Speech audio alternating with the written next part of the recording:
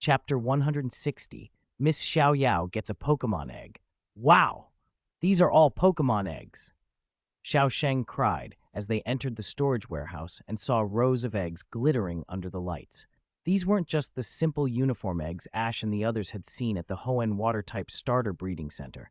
There were all kinds of shapes and patterns. All the eggs on that shelf are entrusted to us, Kalasa said, pointing to a shelf on the right. We take careful care of every single one. Xiao Sheng ran down the aisle, peering closely at one egg after another, then hurried to the opposite shelf. What about these? These are our own, Kalasa replied, looking at the eggs on the left with a soft smile. I really want to try raising one myself, Miss Xiaoyao blurted, unable to hide her excitement. She had been envious when Ash hatched 2 eggs before, and seeing so many now made her giddy. Kalasa grinned and, with a knowing look, suggested, Miss Xiaoyao, why don't you tell my daughter some of the stories from your journey? Miss Xiaoyao didn't realize what Kalasa was up to and nodded earnestly. Sure, maybe Daimei will be inspired to travel too. Just then, a bright red egg on the far shelf started pulsing. It was about to hatch that night, and everyone decided to stay to help welcome the new life. At the same moment, Daimei pushed something enormous from the other side of the room. Ash's expression froze. The aura coming off the thing was far too familiar. Hold on, Daimei, Ash said, stepping forward. Move that huge egg outside first. Why? Daimei asked, puzzled. It's an egg. Besides, what Pokemon egg is that big? Groudon? Ash muttered. Daimei and the others all exclaimed in surprise. Inside the giant egg, Meowth, who had been hiding there, was silently panicking. Ash walked up and tapped the shell once. It sounds like metal, Xiaogang said, eyes widening. Daimei hurried to roll the giant egg outside. Just then, 2 Pokemon popped out into the open air, Growlithe and Glalie. Ash had freed both in order to rearrange his team after catching Lucario and storing it in the champion's wand, which had left him with an extra slot. His current roster read like this: Pikachu, Eevee, Lucario, Marshado, Glalie, Growlithe, Kirlia, Vigoroth, Marshtomp, Milotic, Bagon, and Vibrava. After this latest training cycle, Melodic had reached Superior Late Stage, while Growlithe and Beedrill had both reached Superior Early Stage. Ash sent Beedrill back and let Sceptile help with speed training. Glalie had already come a long way at Professor Oak's Yamako Research Institute and was now at Superior Peak. Ash gave Glalie and Vibrava the last 2 beginner rare candies, bringing them both up to Gym Leader Early Stage. Bagon, being the durable, high-potential Pokemon it was, still had enormous room to grow. Once it evolved into Shelgon, it would improve by leaps and bounds, and with enough energy, eventually become a true Salamence. Flamethrower Ice Beam, Ash ordered, getting ready. Meowth, desperate to stop them, activated the giant egg, and the whole thing unfolded into a robot, immediately dodging the commands. It really was a fake, Daimei cried. Meowth, what are you doing? You can't act on your own. Musashi and Kojiro's balloon touched down at that moment, too. We've been found out, Meowth complained. Satoshi saw us. There was nothing I could do. Who are you and what do you want? Daimei demanded. I heard, Musashi and Kojiro began, but Ash cut them off. I still like the original better, he muttered, then pointed skyward. Glalie, take care of those 2 up there. Ash pulled out the champion's wand. Lucario, get out here! With a flash of blue, Lucario leaped onto the field. Lucario, Aura Sphere, Eevee, Shadow Ball, Ash called.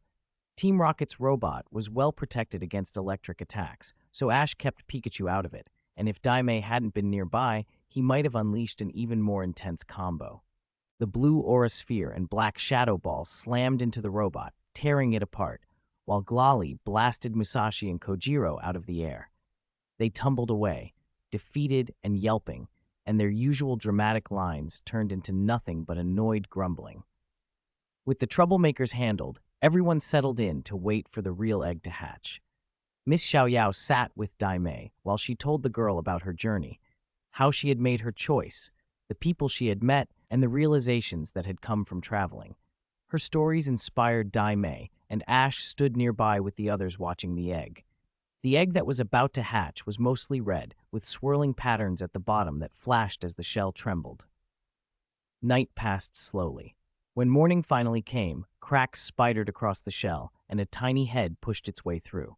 Out tumbled a small red fox and a lowland vulpix, blinking up at them. So cute! Miss Xiaoyao melted instantly at the sight of the fluffy vulpix. Seeing the newborn Pokemon and hearing Miss Xiaoyao's stories finally convinced Daimei to set off on her own adventure. Her parents were delighted for her, though sad to see their daughter go. "Thank you for helping Daimei make up her mind," Kalasa said, smiling. "This is our gift to you. Please accept it." She handed Miss Xiaoyao an egg, brown on the top and bottom, with a creamy, serrated band around the middle. "For me?" Miss Xiaoyao turned to Ash, surprised and a little uncertain. Ash smiled and nodded. Xiao Gang and Xiao Sheng chimed in with their approval too. After all, Miss Xiaoyao had been the one to inspire Daimei the most. "Thank you so much. I'll take good care of it," Miss Xiaoyao said, gratefully tucking the egg into her arms. After farewells to Daimei's family, Ash and his friends resumed their journey to the Battle Dome.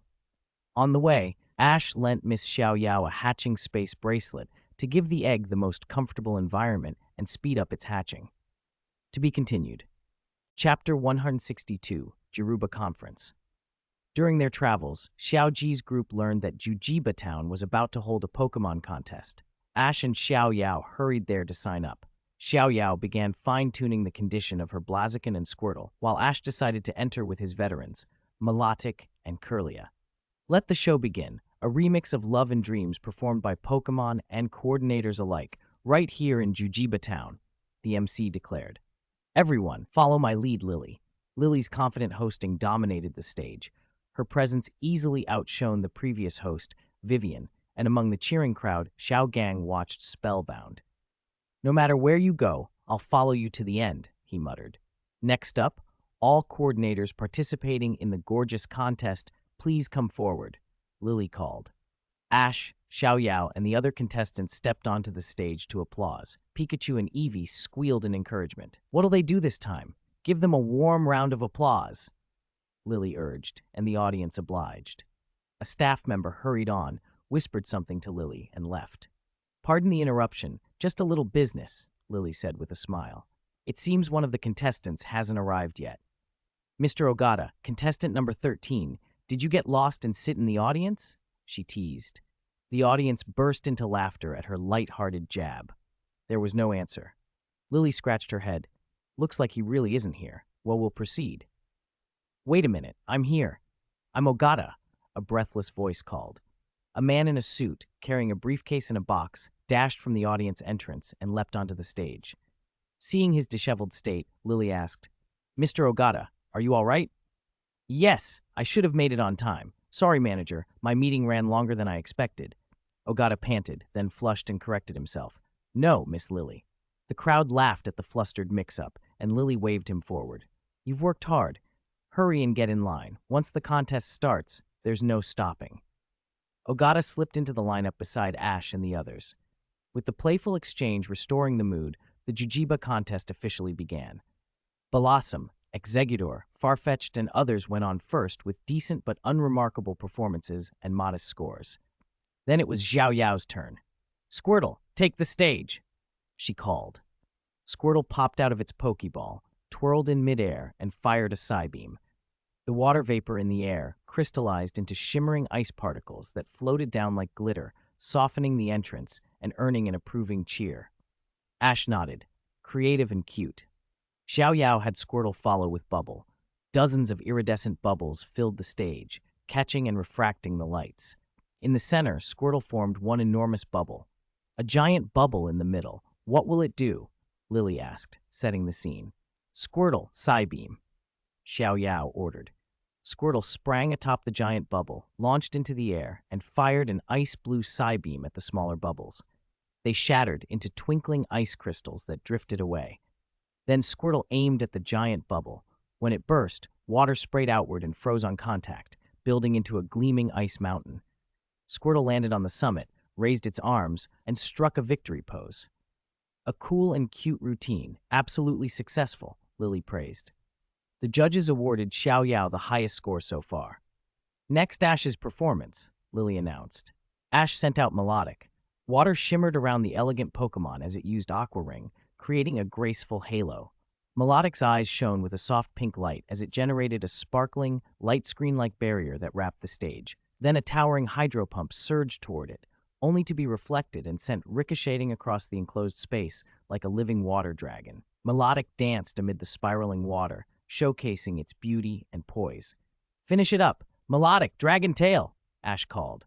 Melodic leapt, channeling draconic energy into its tail. With a single graceful sweep, it shattered the ricocheting hydro pump and the reflecting wall.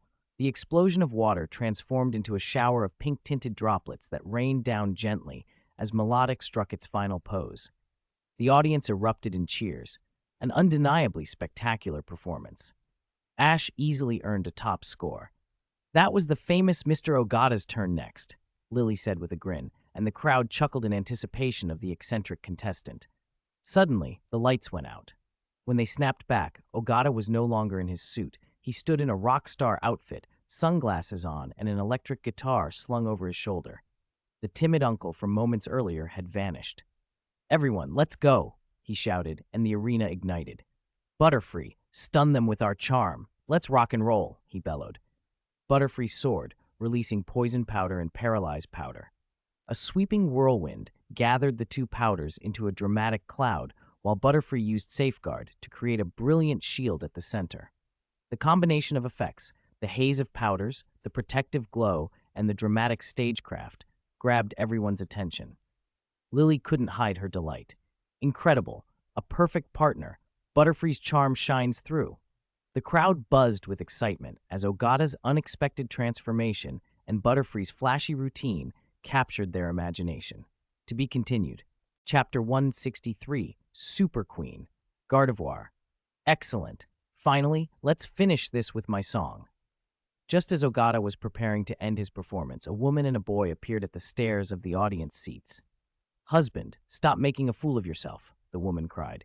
"Yuejong, Yiren," Ogata blurted. Yiren piped up, "You're this old. What are you still doing?" "Do you know what the neighbors are saying about you?" the mother and son added, and their words clearly riled Ogata. He took off his sunglasses, revealing small, tired eyes, and stalked off the stage. Lillian looked on helplessly. "Oh dear, did something unexpected happen? What are you doing here? The gorgeous competition is still going on." Ogata snapped. "What's important is face. Your outfit is ridiculous," the mother said flatly. Ogata bristled. "These are the clothes I wore back when I was in a rock band. What's so funny about them?" Normally a timid office worker, he suddenly stood firm in front of his dream.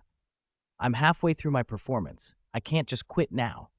He turned to go back on stage, but Yuejong followed and demanded, "Wait, what do you want to do? Are you trying to make a scene?" "This isn't about being stubborn or not," Ogata said slowly. "This is my dream, commuting to work every day for years, grinding away. At my age, I finally get a chance to be a coordinator on stage. Is it wrong for me to finish what I couldn't back then?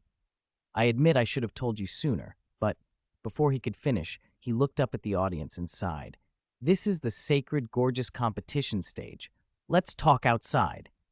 Ash and Xiaoyao were moved at once. They exchanged looks and hurried up. "Please wait. Mr. Ogata's first round isn't over yet. Let him finish his performance." Yuejong bristled. "This is our family matter. It doesn't concern you. Please don't interfere." They had no formal right to step between a family's argument, but Xiaoyao pressed, "As a fellow coordinator, I understand Mr. Ogata's feelings. If his performance is cut short now, he'll regret it." Ogata shook his head. "It's all right. Never mind." Ash stepped forward. "I don't think chasing your dreams is wrong. His performance was wonderful. Why would anyone laugh? You should be proud of him." "Enough," Yuejong snapped. "Husband, let's go." Ogata lifted his chin. "I'm not joking. A Pokemon contest is where a coordinator shows the results of countless hours of training, the satisfaction of a flawless performance, the connection with the audience. Those things can't be described. Today, I stained the stage of this sacred, gorgeous competition, and for that, I apologize." He bowed deeply to the audience. "Father," Yeren gasped. There was a pause, then one by one the audience stood and began to applaud.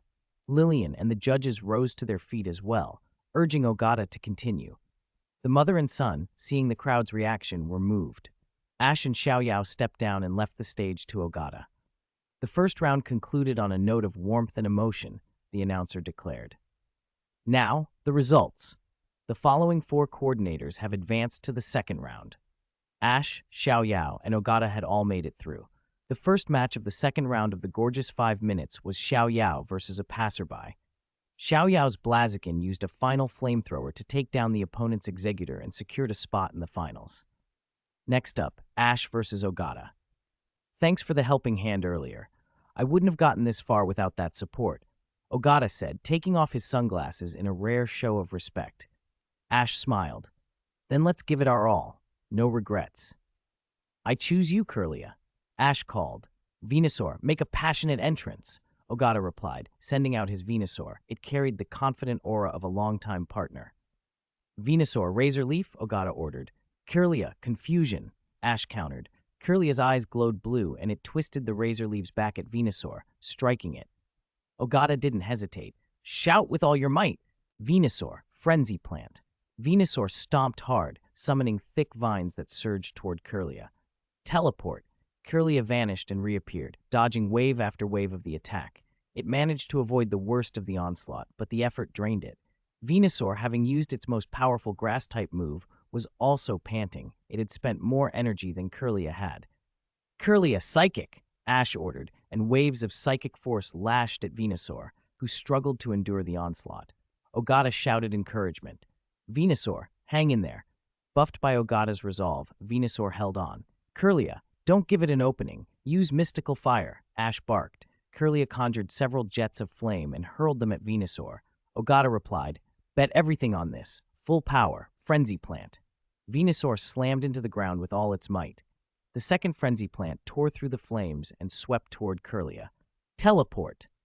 Kirlia tried to evade, but Venusaur's full power control left no gap. The attack closed in. Kirlia. At that moment, Kirlia began to glow with a brilliant blue-white light. Its short skirt lengthened into a pure white gown. Its features became elegant and graceful. It evolved, Ash shouted in surprise. Kirlia's evolution completed. The graceful, enchanting Gardevoir stood where Kirlia had been. Strength, Moonblast, Dazzling Gleam, Misty Terrain, Calm Mind. Gardevoir's eyes sharpened. It gathered a concentrated Moonblast in its hands. With the temporary boost from evolving, the Moonblast shattered the incoming Frenzy Plant. Excellent! Gardevoir, finish Venusaur, Dazzling Gleam, Ash cried. Gardevoir shot a radiant pink light from its hands. The dazzling beam engulfed Venusaur. Exhausted and overwhelmed, Venusaur collapsed, unable to continue. Ogata's score dropped to 0. Ash advanced to the finals. In the final round, Xiaoyao's Blaziken could not overcome Ash's newly evolved Gardevoir. In the end, Ash earned his second ribbon. To be continued. Chapter 164, Battle Dome leaving Geruba Town. Ash's group didn't linger. They went straight to the Battle Dome. Outside the venue, a crowd had already gathered, and a female host was doing a live broadcast. Everyone, as you can see, the Battle Dome is absolutely buzzing today, she said. Because today, the frontier brain of the Battle Dome, the great Mr. Hills, will be holding a frontier battle. The challenger is, here he comes. As Ash and his friends hurried toward the Pokémon Center, reporters swarmed them. You're Ash from Pallet Town, right? You're about to challenge the Battle Dome. How do you feel? What gave you the chance to challenge the frontier? What type of Pokémon do you prefer to use? Ash, who had never faced this kind of attention, broke out in a cold sweat and kept stepping back. That's enough. Please save the rest for the press conference, he managed. Thankfully, Atsushi stepped in just in time, only to drag Ash straight into a press conference. All right, if you have a question, please raise your hand, Atsushi said calmly to the throng of reporters. They all shot their hands up at once. Ash has already won 2 frontier symbols. He's one of today's most anticipated challengers. Any tips on how you win? Believe in your Pokémon.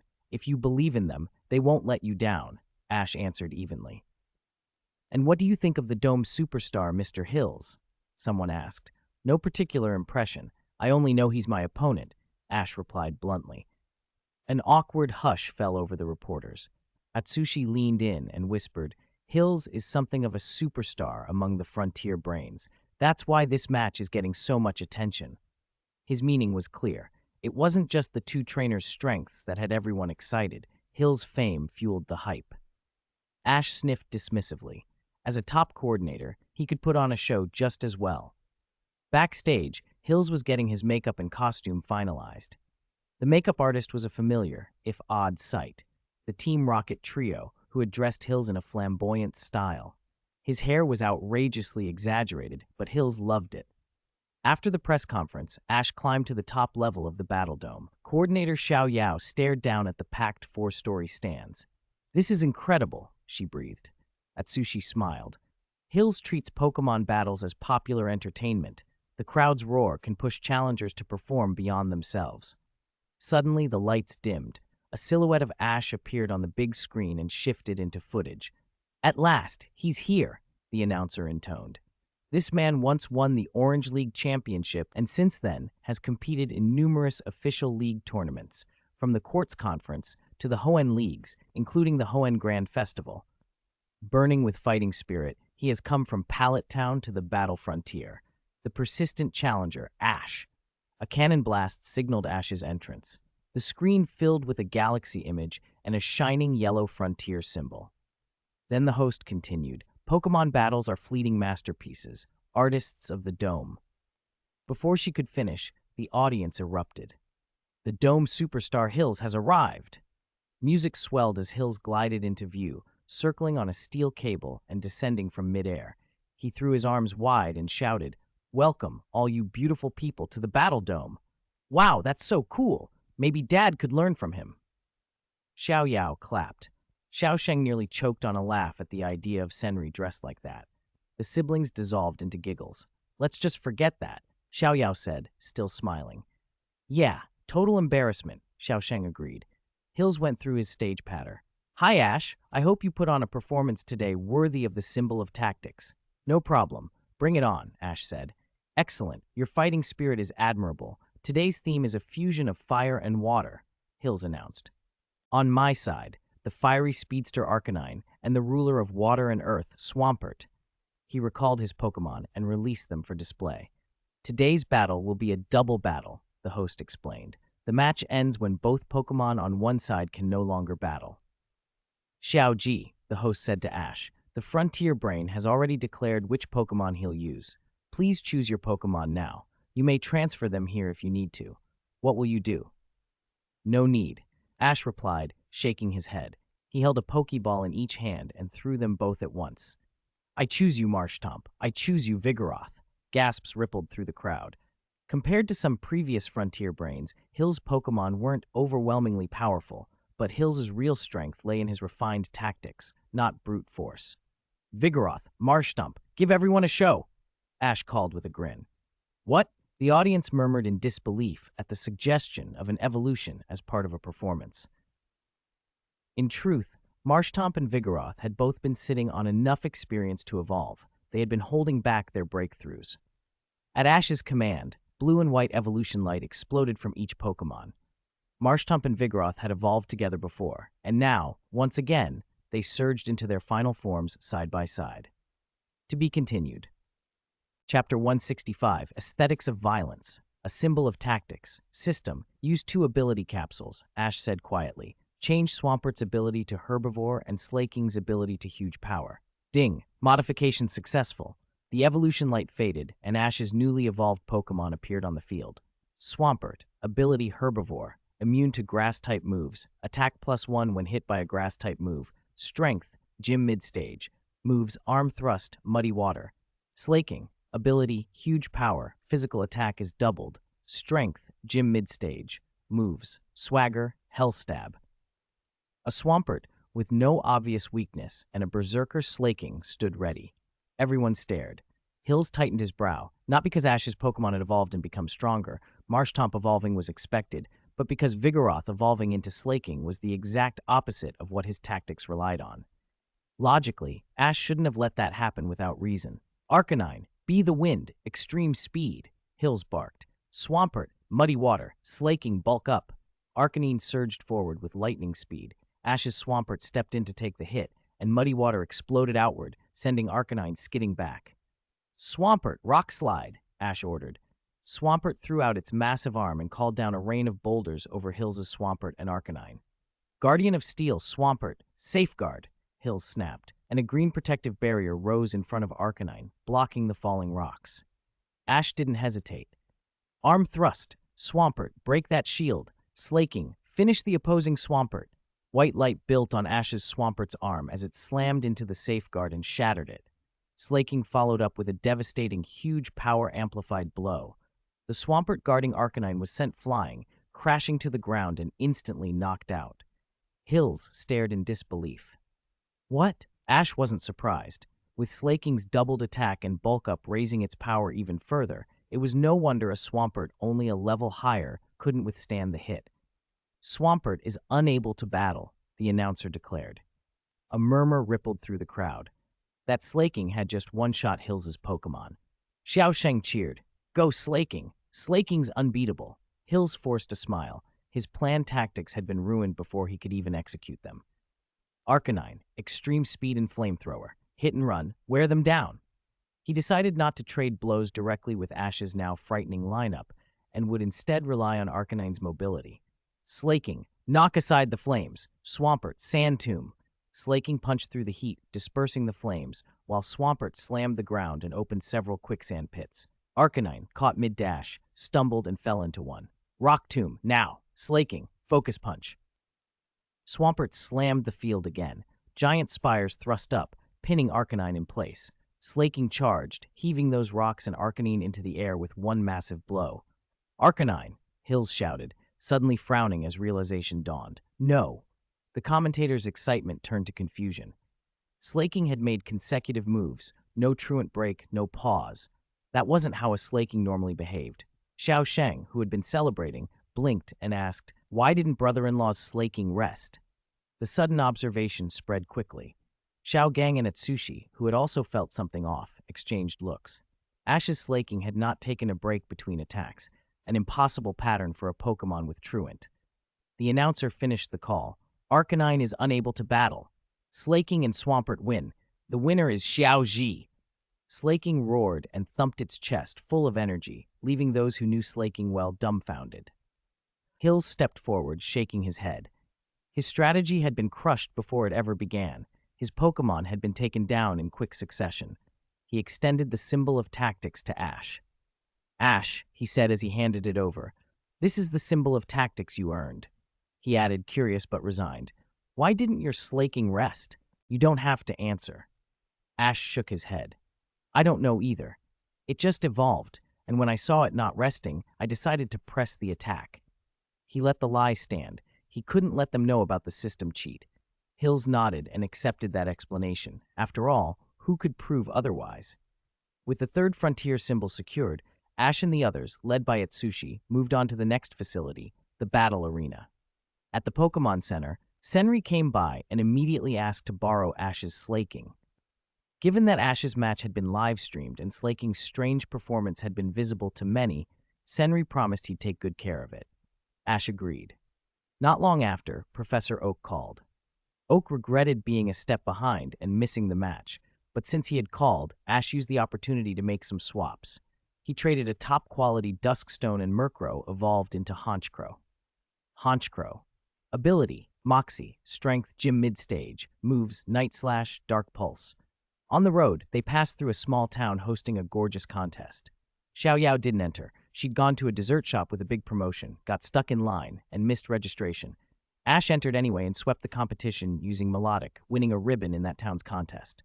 Ash's team after the changes: Pikachu, Eevee, Wartortle, Vibrava, Beedrill, Growlithe, Honchkrow, Melodic, Glalie, Lucario, Marshadow. To be continued. Chapter 166, Elekid Under the Falling Thunder. Xiaozhi's group was making their way to the next battle arena when a roll of thunder echoed in the distance. Is that thunder? Everyone looked up. Far off, a rugged rock mountain was wrapped in dark clouds, and golden bolts of lightning flashed through them. Curious, they hurried toward the mountain and found several grass-type Pokémon lying on the ground, injured and waiting as if for some destined trainer to come. Look, Blossom, C.Newsleaf, what happened here? Xiaozhi cried. From the scorch marks on the grass Pokémon, it was obvious they had been hit by electric-type moves. Since electric attacks are normally not very effective against grass types, Whoever had used them had to be very strong. Xiaogang knelt down and began treating the wounded Pokémon. At that moment, Pikachu seemed to sense something, leaped from Xiaozhi's shoulder, and led everyone through a dense patch of grass. There, an Elekid was battling an Executor that was clearly higher level. Yet the Elekid was unscathed, while the Executor was badly hurt. Xiaoji's eyes lit up. This Elekid was holding its own against a higher-level type-advantaged opponent, exactly the kind of fighter he admired. He had wanted an Elekid ever since he found the Electivire Evolution Stone, but never encountered one on his journey. Now, of all things, he had found a naturally gifted Elekid. The little Pokémon began violently rotating its arms, and the plug-shaped horns on its head glittered with fierce electricity. If that move landed, Executor would be finished. "Pikachu!" Xiaozhi called. Pikachu leapt forward, its tail flashing with a metallic sheen, and intercepted the attack with a blinding quick attack. Startled, Executor cried out and fled. "Beery! Beery, Beery, Beery!" The Elekid, watching Executor run, turned its attention to Xiaoji's group. "Come out, Lucario!" Xiaoji drew his champion's rod and a blue light flared. Lucario appeared on the field. "Mr. Xiaoji!" Lucario greeted respectfully. "What's that Elekid saying?" Xiaoji asked. "Mr. Xiaoji, it's provoking us," Lucario replied. Xiaoji laughed. "Good, I've always liked that scrappy attitude." The system's readings told him the Elekid's body was surging with excess electricity and that the falling thunder overhead was likely the cause. That it could absorb so much lightning energy confirmed it had extraordinary potential. In that case, Pikachu, Lucario, shake that excess electricity out of it, Xiaozhi ordered. "Pika, yes, Mr. Xiaozhi." Pikachu and Lucario closed in on the Elekid from both sides, and their combined pressure forced it to back away again and again.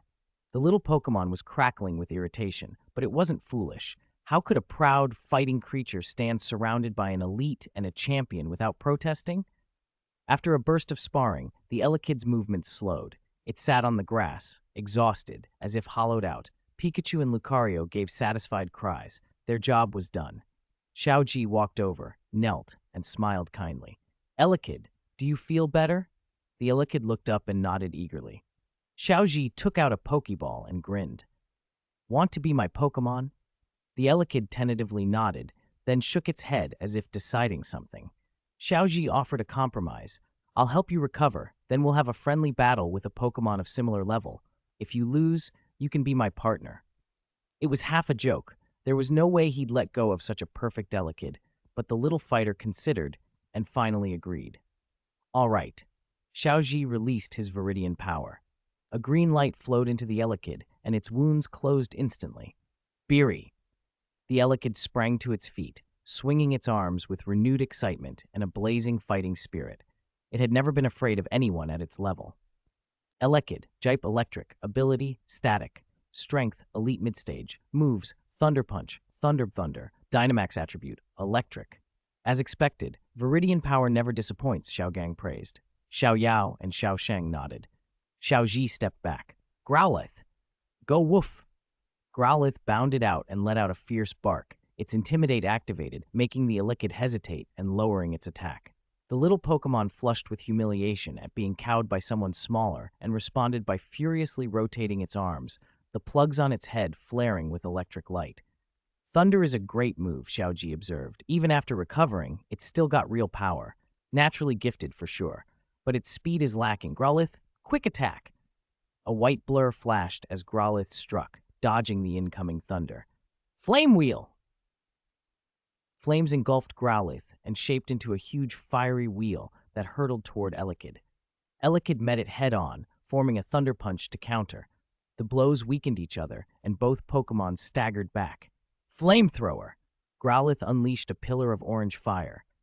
Elekid didn't dodge. It crossed its arms and absorbed the blast. "Dig, Growlithe!" Growlithe dove into the ground. The Elekid spun around, sending Thunderbolt out in every direction, but it couldn't reach a Pokémon underground. "Now, surface!" Xiaozhi commanded. Growlithe burst up from beneath the Elekid and struck it, sending it flying. "Fire Fang!" Growlithe lunged, jaws blazing into massive fiery fangs that bit the Elekid. Smoke and dust exploded outward. When the haze cleared, the Elekid lay on the ground, too battered to continue. Xiaozhi threw a Pokeball. "Go!" The ball swallowed the Elekid, shook 3 times, and clicked. Capture successful. Xiaozhi quickly recalled Growlithe and called out the captured Elekid. He infused both Elekid and Growlithe with Viridian power, smiling. Welcome to the team, Elekid. Let's work hard together. Biri. The Elekid raised its arms and let out an eager cry. Just like that, Xiaozhi had added a powerful Elekid to his roster. The journey continued. To be continued. Chapter 167, Pokémon Ranger, saves Celebi Ash's group was heading for Fuchsia City, the site of the next gym. They planned to cut across the bike path as a shortcut straight to Fuchsia City, but the path was closed by Officer Jenny. Ash stepped forward. Officer Jenny, what happened? There was a landslide last night from the heavy rain. Parts of the road are blocked, Officer Jenny explained. Do we have to go all the way back around? Xiao Yao asked, disappointed. Officer Jenny pointed to a nearby mountain trail. If you're in a hurry, you can take this path. It also leads to Fuchsia City. Ash and the others exchanged looks and decided to take the mountain trail. They'd come this far. Turning back didn't make sense. As they set off, Pikachu suddenly jumped off Ash's shoulder and Eevee followed. Both dashed off the path and sprinted toward the heart of the forest. Pikachu! Eevee! Ash called. Under his aura, he felt something strange coming from that direction. Without hesitation, he pulled out a Pokeball. Lucario! Lucario! The Pokemon answered, appearing in a flash. Lucario, sense what's over there. Ash pointed to where Pikachu and Eevee had run. This, such a powerful aura, but it's faint, Lucario said in alarm. Ash gestured to his friends to follow. They ran after Pikachu and Eevee, but a young woman with blue hair and a red uniform stopped them. You can't go any further, she warned. The area ahead is restricted. That's a Pokémon Ranger, Xiaosheng exclaimed. Ash stepped forward and produced a document. I'm an officer of the League. My Pikachu and Eevee went inside. Please, make an exception. The ranger looked at the name on the document, and her eyes widened. Officer Ash, she said, then quickly took out her radio. I'll report it. After a brief call, she nodded. The Ranger Union has approved it. By the way, I'm Ranger Hinata, and this is my partner, Plusla, she said politely. The group introduced themselves in turn. Xiaogang, ever dramatic, stepped forward and said with a wink, Miss Hinata, I'm Xiaogang. This place may be restricted, but I sincerely hope to step into your heart. Ouch, someone yelped. Come on, don't say things like that. Xiaosheng tugged Xiaogang away. Hinata smiled awkwardly and led them into the restricted area. Not long after entering, they were met by a wall of giant, twisting thorns. What's going on? Xiaosheng asked. Pikachu and the others are just ahead, Lucario said. They're moving toward that aura. You can talk? Hinata exclaimed, then corrected herself. No, telepathy. As I thought, Celebi is here. Celebi, the legendary forest guardian? Xiaosheng asked, fascinated. Yes, Hinata nodded. Those thorns were conjured by Celebi to protect itself. Ash's expression went grave. If Celebi's here, it might be hurt. Lucario. Right. Lucario leapt forward, claws ready, and began cutting a path through the thorn barrier. Soon they broke through, and Ash and the others hurried on. In the center of the thorn ring, they found Celebi and Pikachu and Eevee nearby. Celebi lay injured. Pikachu let out a worried Pika, and Eevee a soft boo as they greeted Ash. Ash crouched beside the fallen Celebi. The Pokémon trembled a little at first. From the shadows, Marshadow appeared and called softly. Its presence seemed to calm Celebi. Marshadow.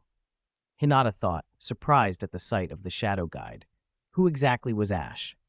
Seeing Celebi relax, Ash used Changpan power, channeling it into the little guardian. The energy flowed gently through Celebi, and its wounds began to heal. The Pokémon's nervousness faded, and it chirped happily as its injuries closed. Soon Celebi was fully recovered. It fluttered around Ash in a joyful circle before leaping into his arms. The healing energy had left Celebi feeling deeply bonded to Ash. Celebi soared up a little, and the thorn barrier dissolved into shimmering green motes that drifted away. Ash smiled and reached into his backpack for some energy cubes to offer. But Celebi, curious, floated over and touched an object inside the pack. Wait, Ash exclaimed. Celebi regarded him with tilted head, then transformed into a red light and was drawn into the device without resistance. Ash took out the ball and gave a wry smile. It was a GS ball, the special ball he'd been rewarded by the system. He hadn't planned to catch Celebi. The young legendary was still weak and would take a very long time to grow, but the ball had done the job instantly. On the ball's display, the system showed Celebi, type, grass, natural cure, strength, peak quasi-elite, moves, confusion, heal bell, magical leaf, ancient power. Dynamax type grass. Celebi was caught? Hinata said incredulously, eyes wide. Xiaogang and the others stared at the GS ball in surprise. Xiaogang in particular looked he'd seen the ball somewhere before. Out, Celebi. Ash called, and the little guardian reappeared in a flutter of green light. It looked around curiously, then excitedly pounced into Ash's arms again. Ash sighed with a smile. Celebi, you're captured. If you don't want to stay, I'll let you go. Celebi understood. After a moment's thought, it nodded and agreed to become Ash's Pokémon. In addition to the bond from the Changpan power, Celebi felt its strength rising slightly inside the ball, enough to think it might advance to the elite level if it stayed. And since Marshadow had chosen Ash, Celebi took that as a sign that Ho-Oh had recognized him too. Ash couldn't be a bad person, right? With that, Celebi officially became part of Ash's team. Ash said goodbye to Ranger Hinata, and, with Pikachu, Eevee, Lucario, Marshadow, Celebi in tow, continued on toward the battle arena. To be continued. Chapter 168, Time Travel.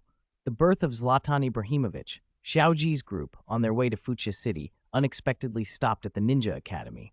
There, Xiaogang happily added a young Sudowoodo to his team, a rock type at last for a rock type gym leader. He doted on it immediately. After leaving the academy, the group reached a small town on the outskirts of Fuchsia City. The place felt oddly quiet and a little rundown, but at least it had a Pokémon Center. Inside, the milk Xiaogang had prepared for Sudowoodo was promptly swooped up by a hungry Munchlax. Sudowoodo let out a loud, indignant cry, and Xiaogang had to make more milk right away.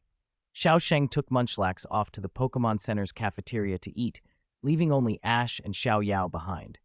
Xiaoyao took the egg from her hatching bracelet. Its indicator was flashing. The egg was about to hatch. She cradled it gently and asked, smiling, I wonder what kind of Pokémon will come out. Ash smiled at the sight, then glanced at the darkening sky. This weather is perfect for Elekid to train. Xiaoyao, stay here for a bit, he said, already running out of the Pokémon Center. He called to Pikachu to help Elekid work on Thundershock. Elekid was already at a high level. Ash hoped focused training would push it toward evolution. Unexpectedly, Squirtle slipped out with them, but darted off in a different direction near the door. Xiaoyao followed, chasing it all the way to an old abandoned station. There she found a kind-faced old woman named Akuo Sao and her granddaughter, Kumezi. From Kumezi's story, Xiaoyao learned that Akuo Sao had been waiting for a man named Ayong, Kumezi's grandfather. When Ayong was young, he worked as a foster parent for Pokémon eggs, and Akuo Sao had always helped him. One day, Ayong decided to travel to the big city to learn more. On his return, he met with an accident and was believed to have died. Akuo Sao had been pregnant with his child but had never had the chance to tell him, a regret that had haunted her ever since. She came back to the abandoned station on the off chance he might one day return. At that moment, thunder rolled across the sky. Ash's Elekid was finishing its special training, and a bolt of lightning struck it. Pikachu looked on worriedly, while Elekid gave a fierce cry as the lightning was absorbed. The shock pushed it past its limit. The glow of evolution flared, and Electabuzz stood before Ash. Fierce, strength, Electro Ball, Giga Impact. Nice work, Electabuzz, Ash said, using Aura to shield them from the rain. After Lucario's guidance, using Aura had started to feel natural to him. Electabuzz flexed its arms and shouted in triumph. At that moment, the GS ball on Ash's necklace lit up and Celebi emerged. Through gestures and a quick shared use of Aura, Ash understood Celebi's warning. There were space-time fluctuations here. Celebi pulled at Ash and led him, and Electabuzz, toward a node near the railway tracks. Then, Celebi activated a time portal, taking them somewhere beyond the present. Back at the Pokémon Center, Xiaoyao had returned to find her egg still about to hatch, but Squirtle had slipped out again. Following Squirtle had led her to the pendant Akuo Sao had lost years before. When Xiaoyao opened it out of curiosity, a golden light enveloped her and dragged her into the past. When she opened her eyes again, the shriek of a train filled the air. Ash and Xiao Yao were standing on the tracks as a train slowly pulled into the station. Xiao Yao's face went pale. Ash grabbed her and hauled her onto the platform just in time. She flung herself into his arms, trembling. "You scared me to death." "It's okay," Ash said, stroking her hair to calm her down.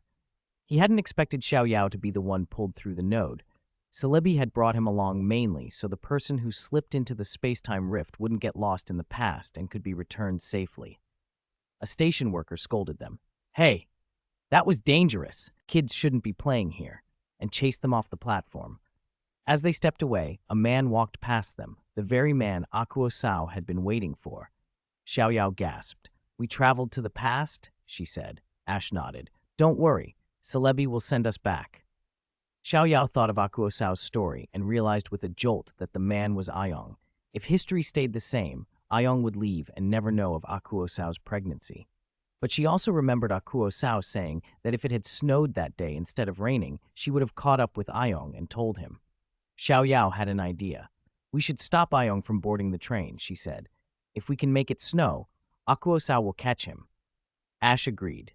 Celebi, Celebi, still faint and translucent, blinked and emitted a soft blue light.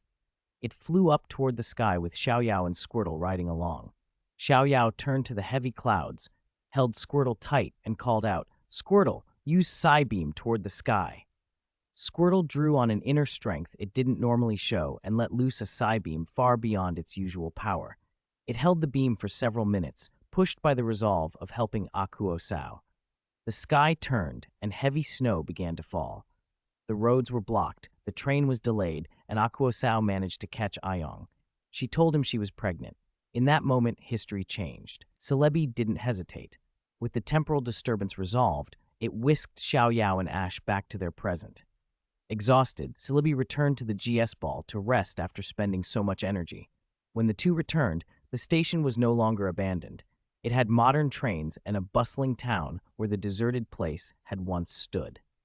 Akuo Sao and Ayong lived together, raising their family in peace.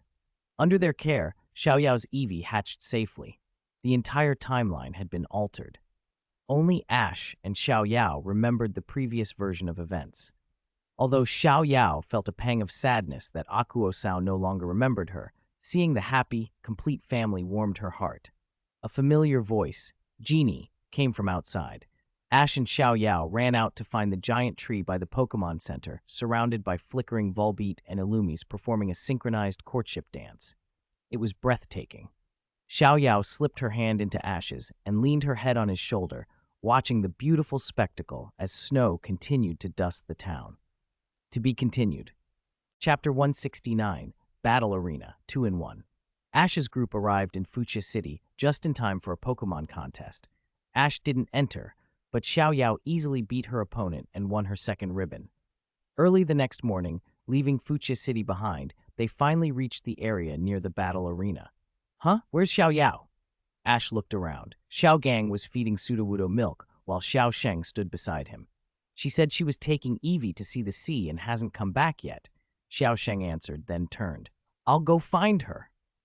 Xiao Yao had taken the newly hatched Eevee out to experience the world, and the battle arena was on the coast. Since that was the case, Ash and Xiao Gang, having just finished feeding, started toward the arena. Just then, three rather haughty sisters appeared in front of them. The lead sister, with golden hair, called out, "Hey, are you Ash from Pallet Town?" Ash stepped forward. "I am Ash from Pallet Town. We're here on behalf of our big sister to welcome you." The line sounded more like intimidation than a welcome. "All right, lead the way," Ash replied with a casual smile. "Big sister," the trio called. At the same time, Xiao Yao and Xiao Sheng ran up. On the other side stood Atsushi and a tall woman. She had a slim, sinuous waist like a water snake. Her appearance echoed Civiper, straight black hair streaked with red that fell to her shoulders, like fangs. Xiao Gang's eyes immediately turned into stars. He grabbed her hand and gushed. "My name is Xiao Gang. I fell in love with you at first sight." "Love at first sight?" The woman's cheeks flushed a little. She looked flustered. "Hey, don't be shameless with our big sister," one of the younger sisters scolded, pulling Xiao Gang away. "What's wrong, Xiaozhi?" Atsushi asked, glancing at the flustered woman. She was Xiaozhi, the frontier brain of the battle arena, the arena queen. Ah, nothing. Xiaozhi hurriedly composed herself. Hello, everyone. I'm Xiaozhi, frontier brain of the battle arena. Ash and the others introduced themselves. I was going to tell you, today is the battle arena's day off, Atsushi said. Ah, is that so? Then we'll have to come back another time, Xiao Gang said disappointedly. Xiaozhi glanced at him, her face immediately colored.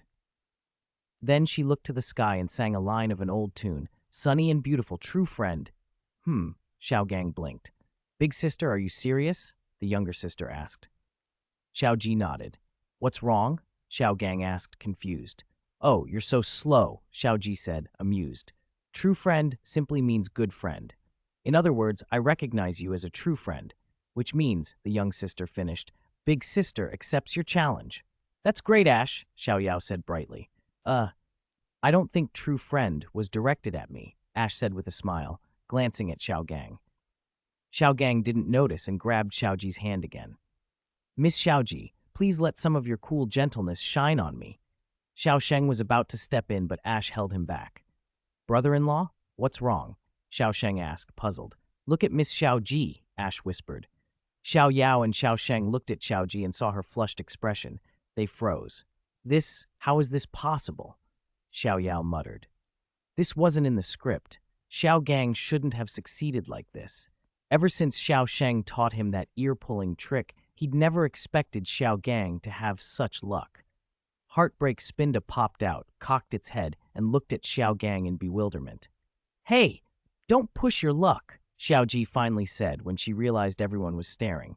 She regained her composure and led Ash and the others to the battle arena. Xiao Gang, keep it together. Ash put an arm around him, smiling. Xiao Gang coughed and scratched his head awkwardly. You don't need to worry about me, he said, then started daydreaming about their future together and chuckled to himself. Ash pursed his lips at Xiao Gang's silly grin. The love-struck Xiao Gang was hopeless. The arena's battlefield resembled the Liuli Gym, a mix of water and land. An announcement rang out. Starting now, the frontier battle between Ash from Pallet Town and the arena queen Xiaozhi will begin. Each trainer may use 2 Pokémon. First to win 2 battles wins. Trainers, please send out your Pokémon. Sevipper, you'll take this fight, Xiaozhi called. I choose you, Vibrava. Ash replied. Vibrava versus Sevipper? Xiao Yao said expectantly. Good choice. Vibrava has a type advantage, Atsushi noted. Ready, go, the referee called. Vibrava Earth Power, Ash ordered. Vibrava condensed an earthy yellow orb and fired it toward Sevipper. Xiaozhi closed her eyes. She's not defending? Xiao Sheng wondered. That's Xiaozhi's style, Atsushi said with a smile. Xiaozhi opened her eyes. Sevipper, strike the water. Poison tail. A purple glow ran down Sevipper's blade-like tail and smashed the water's surface. Water sprayed up and dispersed the earth power in a smoky explosion. Ah! Poison tail can be used like that? Xiao Sheng exclaimed. Flamethrower, Xiaozhi called. After the smoke cleared, Sevipper spewed a burst of orange flame. Dragon Pulse. Vibrava responded, lashing out with a dragon pulse that met the flame. Steel Wing. Vibrava's rhombus-shaped wings flashed metallic as it launched into the air toward Sevipper. Poison Tail, Xiaozhi countered. Sevipper coated its tail in purple energy and met Vibrava in midair. The two clashed repeatedly, finally breaking apart with a heavy hit. Both Pokémon retreated to their trainers. Their speed and strength are about even, Xiao Sheng analyzed. In that case, swift, Ash ordered. Golden stars formed around Vibrava and struck Sevipper from all sides. Spin and Flamethrower, Xiaozhi shouted. Sevipper spun, spewing flame and detonating the stars. Ash seized the opportunity. Earth Power. Caught up in the chaotic attack, Sevipper couldn't react and took the hit. Xiaozhi stayed calm. Sevipper, Poison Tail. Sevipper opened its eyes, shot into the sky, and dove at Vibrava with a heavy tail strike. Dragon Tail. Vibrava swung its tail, and the two tails slammed together. Vibrava hit the ground. Sevipper plunged into the water. Crunch. Sevipper emerged and lunged to bite Vibrava. Dig! Dodge! Ash yelled. Vibrava burrowed beneath the surface, avoiding the bite and counterattacking when Sevipper landed. Vibrava, fly high. Quick attack, then Dragon Rush, extreme dive, Ash called. Vibrava became a streak of light and hurtled at Sevipper. Sevipper, Flamethrower, Xiaozhi ordered. Sevipper met the incoming Vibrava with a wall of flame. Turn the flames into our attack. Charge, Ash shouted. The diving Vibrava transformed into a blazing dragon and slammed into Seviper, knocking it away and leaving it unable to continue. The fire dissipated, and a vibrant green dragon-shaped shadow lingered on the field. Flygon, Xiaozhi cried. It evolved. Ash smiled at the newly evolved Flygon. Flygon proved to be a powerful mid-level gym Pokémon, and Seviper was unable to battle. Flygon wins! Big sister lost, the three sisters lamented. Xiao Yao and Xiaozhi cheered for Ash. Xiao Gang, however, had already shown his allegiance. Miss Xiaoji, I'm on your side. Cheer up, he called. Xiaoji's cheeks flushed at his support. Xiao Yao gave Xiao Gang a look. Really, Xiao Gang, whose side are you on? Xiao Gang stammered. I want both, love and friendship.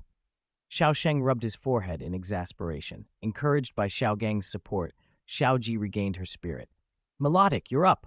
Flygon, return, Ash called. He sent out Eevee with a smile. Eevee, I'm counting on you. Eevee! The little Pokémon ran onto the field, thrilled to finally get a turn to shine. Thunderbolt, say hello, Ash commanded. Eevee unleashed a powerful jolt toward Melodic. Xiaoji was surprised. She hadn't known Eevee had learned an electric-type move, but she chose to take the hit. Melodic absorbed the Thunderbolt without dodging. Hydro Pump, Xiaoji followed. Ash calmly replied, Eevee, Shadow Ball! Melodic didn't react in time. Eevee's Shadow Ball was already charged and blasted Melodic away. Melodic, what's going on? Xiaoji cried. As Melodic staggered, Xiaoji noticed faint electric arcs across its body. It's paralyzed. Ash no longer hid his strategy. Thunderbolt not only deals electric damage, it also has a 100% chance to paralyze the opponent. Eevee, use Zippy Zap, Ash ordered. This move grows stronger with Eevee's friendship. With Eevee's high bond with Ash and its adaptability ability, Zippy Zap hit with tremendous force, stronger than a typical normal-type double edge. Eevee glowed white and charged at Melodic. Melodic, struggle, Xiaoji barked. An unexpected choice. Struggle is a normal-type move that doubles in power when the user is suffering a status condition like paralysis. Though not stab, it was a devastating counter. Ash was stunned. He hadn't expected Xiaoji to have Melodic use struggle. Melodic cried out, its body glowing brilliant white, and collided with Eevee. The two struck with everything they had. Boom, the smoke cleared. Melodic lay fallen, and Eevee panted triumphantly. Melodic is unable to battle. Eevee wins. The winner is Ash, the referee announced. Ash and Xiaoji shook hands. It's been a long time since I've had a battle this exciting, Xiaoji said with a smile. Us too. Xiao Yao answered as Eevee chirped happily. This is proof of victory at the battle arena, a symbol of luck, Xiaoji said, presenting Ash with the symbol of luck. Ash thanked her. Outside the arena, Atsushi grinned. So Ash, next you can challenge the Battle Palace. Xiao Sheng checked the navigator. The Battle Palace is on Metal Island, in front of the Seafoam Islands. That means another boat trip. Awesome, Xiao Yao cheered. Xiao Gang took Xiaoji's hand again. Miss Xiaoji, will you travel by boat with me? Xiaoji blushed and couldn't meet his eyes. The long voyage called life. Let us be partners together, she murmured. Ash and the others exchanged glances and quietly left the two to themselves. Ash boarded a cruise ship for an island tour. Xiao Gang had been clutching the note Xiaoji gave him ever since boarding, giggling like an idiot. Inside the note were Miss Xiaoji's contact details. The three of Ash looked at one another, helpless. Their group was about to disembark on the next island, Vanilla Island, where a gorgeous competition would be held in Aozora Town. With only 5 ribbons between Ash and Xiao Yao, they still had more to collect, so they wouldn't miss this gorgeous competition. To be continued. Chapter 170, Mogadama Conference. Chapter 169, The Jade Ball Tournament. Here we go, Munchlax. This time, Xiao Yao planned to have Munchlax perform. It was Munchlax's debut match, and it was excited and eager to cooperate. Seeing Munchlax, Eevee dashed over to Xiao Yao's side, keen to try as well. Xiao Yao squatted and picked up Eevee. Eevee, you need more practice. Just watch today. Ash with Jigglypuff and Melodic came up and smiled. Xiao Yao, are you using Munchlax for both rounds of judging? Xiao Yao shook her head. No, Munchlax is for the second round. For the first round, I want to use Squirtle. Ash glanced at his Pokémon. What about you? Which one will perform? Jigglypuff will, Ash answered with a smile. Jigglypuff took up a microphone and beamed. So cute, the crowd cooed. Meanwhile, Xiaogang's Sudowoodo had become the center of attention, so cute that a flock of princesses had gathered around him. Xiaogang felt like he'd arrived in paradise. Ah! Thanks to Sudowoodo, I'm surrounded by princesses, he thought, blissful. His luck had turned lately. First little Miss G, now a bevy of princesses. Life was looking up. Men who could cook were bound to be popular. Xiaogang was already planning to confess to Nurse Joy next time. He felt sure he'd succeed. Hey, can I hold it too? One of the princesses asked. Xiaogang's eyes lit up. Of course. At that moment, the princesses screamed and scattered. Xiaogang stood bewildered. Where did they go? Then he saw Harry running toward him, and his smile faded. You owe me these princesses, he thought. How many years of romantic luck had it taken to be surrounded like this? Isn't this Xiaoyao's friend? Harry said with a grin as he approached. Harry, Xiaoyao called. Harry swaggered up and taunted. Humph, today I'll beat you badly. That's rich, Sudowoodo seemed to object. I'm not joking, Harry snapped. Trash like you? I can beat you without tricks. I'll make you cry. Bring it on. Don't underestimate me, Xiaoyao shot back, refusing to show weakness. Harry let out a short laugh. By the way, how many ribbon badges have you got? I have 2, Xiaoyao said proudly. Oh, so impressive, Harry replied with a sneer. I don't have many either, just 3. He took out a box of ribbon badges and flashed it. Then I'll leave you behind today. Talk big, Xiaoyao scoffed, and the two immediately began to bicker. Ash watched them, speechless. With Ash competing this time, would they even get a chance at the ribbon badges? All right then, Xiaoyao. See you on stage. Harry waved and left. I will not lose, Xiaoyao shouted indignantly. Xiaogang warned quietly. Calm down. Don't let Harry rile you. He's stronger than he looks. No problem. I'm more fired up than ever, Xiaoyao declared, full of fighting spirit. It's showtime, a stage performance presented by Pokémon and coordinators.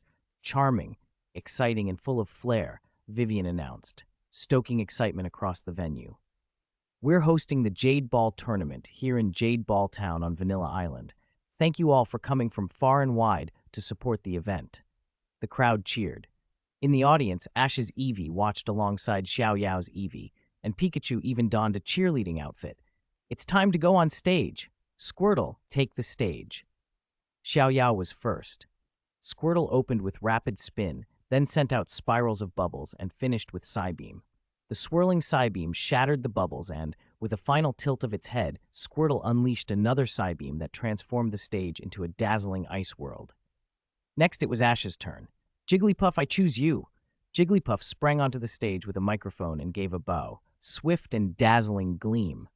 Jigglypuff waved a tiny hand, and countless golden stars tinged with pink sparkled across the stage. Psychic, Ash called, and Jigglypuff began to control the stars. They whirled across the stage, then separated and floated into the audience, one for each person. Come on, sing, Ash encouraged with a smile. Jigglypuff, Boboripo, Bobori, Boboripo. The stars became little receivers, carrying Jigglypuff's heavenly voice directly into every ear. The crowd closed their eyes as they listened, swept up in the song. When Jigglypuff finished, the audience slowly opened their eyes, still enthralled. Ending, disarming voice. Jigglypuff sang into the microphone. The stars shattered into cascades of gold and pink light, and everyone erupted into cheers. Lillian smiled. The atmosphere here has reached its peak. Let's keep watching. After that, several acts were slightly underwhelming. Raiden balancing a ball, Machamp doing four-armed acrobatics, and so on. Then Harry took the stage with Ariados. Ariados transformed the platform into a spider's lair, spun a massive web overhead, climbed to the center, and performed a dramatic bungee jump routine, and finished with Scary Face, startling much of the audience. Harry's show was odd but brilliantly played to Ariados' strengths, and the judges rewarded it with a high score. The first round ended just as expected. Ash, Xiaoyao, and Harry all advanced to the second round, the gorgeous 5 minutes. 8 contestants moved on. 3 of them were drawn against random opponents and sailed into the top 4 easily. In the second match, Ash faced a random competitor, and Milotic won the bout with a powerful hydro pump. Xiaoyao, however, was paired against Harry. Octillery, Octazooka, Harry commanded. Octillery blasted a torrent of orange energy from its mouth and struck Munchlax at close range. The blow sent Munchlax flying and knocked it out. Xiaoyao's Munchlax was defeated by Harry's new partner, Octillery. To be continued. Chapter 171, Ribbon Medal. All right, next up is the second match of the second review, Mr. Harry versus Mr. Ash. Both are experienced winners, so this high-level battle should be exciting, Vivian announced. Okay, here we go. With that, the match officially began. I choose you, Melodic, Ash called. Go Octillery, Harry shouted. Melodic, Octillery, stand by, Vivian intoned, and the final match kicked off. Disarming Voice, Ash opened with the familiar move. Melodic began to sing a beautiful, haunting melody. As a sure-hit attack, Disarming Voice struck Octillery, and Harry's scores dropped. Octazooka, fire, Harry countered, and Octillery spat a thick orange beam. Dragon Tail, Ash replied. Melodic's tail surged with dragon-type energy and struck the Octazooka aside. Melodic, use Attract, Ash said with a smile. Melodic blinked, sending floating hearts toward Octillery. What? Octillery, use Rest, Harry thought fast, trying to recover stamina while Octillery couldn't move. In that case, Melodic, Ice Dragon Attack, Ash yelled. The move, developed during the Snorant and Vibrava challenge at the Liuli Gym, combined Icy Wind and Dragon Pulse. An ice-blue dragon condensed before Melodic, chiming with crystalline breath. Compared with earlier, makeshift ice dragons, this one was clearer and far more majestic. Melodic had clearly practiced. What a beautiful combination move, and it looks powerful, Vivian exclaimed. Harry grit his teeth as the ice dragon bore down. It swam forward, jaws bared and claws slashing, and it struck the sleeping Octillery full on. The blow woke Octillery instantly. It had recovered some stamina using Rest, but the hit still caused heavy damage. Under the gorgeous, powerful ice dragon attack, Harry's points nearly vanished. Melodic Hydro Pump, Ash commanded. Octazooka, Harry answered. A huge column of water and the orange beam collided with a deafening explosion. Sludge Bomb, Harry cried, and Octillery sprayed a cloud of purple sludge into the smoke. Aqua Ring, then Aqua Tail, Ash called. Melodic emerged from the smoke, surrounded by a flowing aura. The purple sludge was immediately neutralized by the water. Melodic surged forward and struck Octillery with a single, devastating Aqua Tail. Octillery was sent flying and could no longer battle. Lillian stepped forward to announce the result. Now the tournament will award the Algae Orb Ribbon Badge to Mr. Ash. The winner of the Pokemon contest, the Algae Orb Tournament, is Mr. Ash. At dusk, Xiaoyao watched Munchlax gobble food as she smiled. Eat more, Munchlax. You worked hard today. Gang, Munchlax mumbled around a mouthful. Although I don't want to admit it, I'll train hard for the next gorgeous competition, Xiaoyao sighed. That's the spirit, Xiaoyao, Ash said, smiling at her. Xiaoyao nodded firmly. Next time, I won't lose. Just then Lillian approached. Xiaoyao, well done today. And Ash, congratulations on your win. Miss Lillian, both of them answered. Xiaogang's eyes instantly filled with hearts. Miss Lillian, you worked so hard, he gushed, making Xiaosheng roll his eyes. Xiaosheng pulled Xiaogang away with a teasing twist of the ear. All right, you did great too. Spinda, excited, hugged Xiaogang tightly, basking in the familiar affection. Lillian chuckled, then turned to Xiaoyao. Today's competition was strong. The next contest will be held on a nearby island called Let Leaf Island. If you can, please come and participate. She handed Xiaoyao a poster. Xiaoyao smiled as she read it. It's true, the Let Leaf tournament. Xiaosheng checked their navigator. It's very close to here.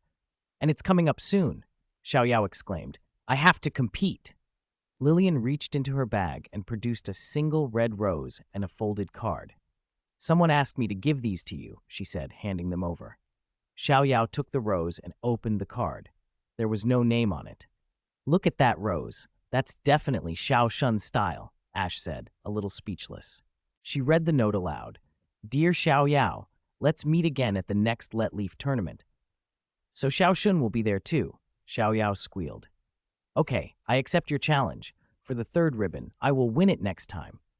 In that case, I won't participate this time, Ash said with a smile. After so much traveling, I'm planning to give the Pokémon a few days rest. All right then, I'll claim the Let Leaf ribbon myself. Xiaoyao declared confidently when she heard Ash wouldn't be competing. Xiaoji's group took a boat and arrived at Let Leaf Island, where they met Xiao Shun. It turned out the whole rose and card thing was a misunderstanding. Xiao Shun hadn't written to Xiaoyao, and like Ash, he didn't intend to enter the Let Leaf tournament. Xiaoyao was a little disappointed, but she dove into special training for the Let Leaf contest with Munchlax and Blaziken. Munchlax was out for redemption, and along the way it found a new rival, Wakana, a devoted fan of Xiao Shun. It turned out Wakana had been the one to give Xiao Yao the rose and the card. Thanks to Xiao Yao, Wakana got to meet Xiao Shun at last. Seeing Wakana's flushed, starstruck face made Xiao Yao remember how she herself had felt. Musashi also entered the Let Leaf tournament with Mime Jr., earning a high score for their synchronized teeter dance. In the first review, Xiao Yao used Munchlax and caught everyone's attention when it charged an incredibly fast solar beam, then surprised the judges with an unpredictable metronome. Metronome randomly produced sleep, which made the situation tense, but Xiao Yao improvised. She lured Munchlax with food and calmed it down. When Munchlax finally landed its move, it struck the ground with a focus punch that created a powerful gust to cushion its fall, and it landed safely. That performance secured a spot in the gorgeous 5 minutes. Wakana skated in next with Surskit and put on an elegant routine. 3 contenders, Xiao Yao, Wakana, and Musashi, advanced to the gorgeous 5 minutes. Xiao Yao and Blaziken quickly defeated Musashi's Mime Jr., then beat a passing competitor, and finally faced Wakana in the final round. Wakana, a big fan of Xiao Shun, used Vibrava in the second review.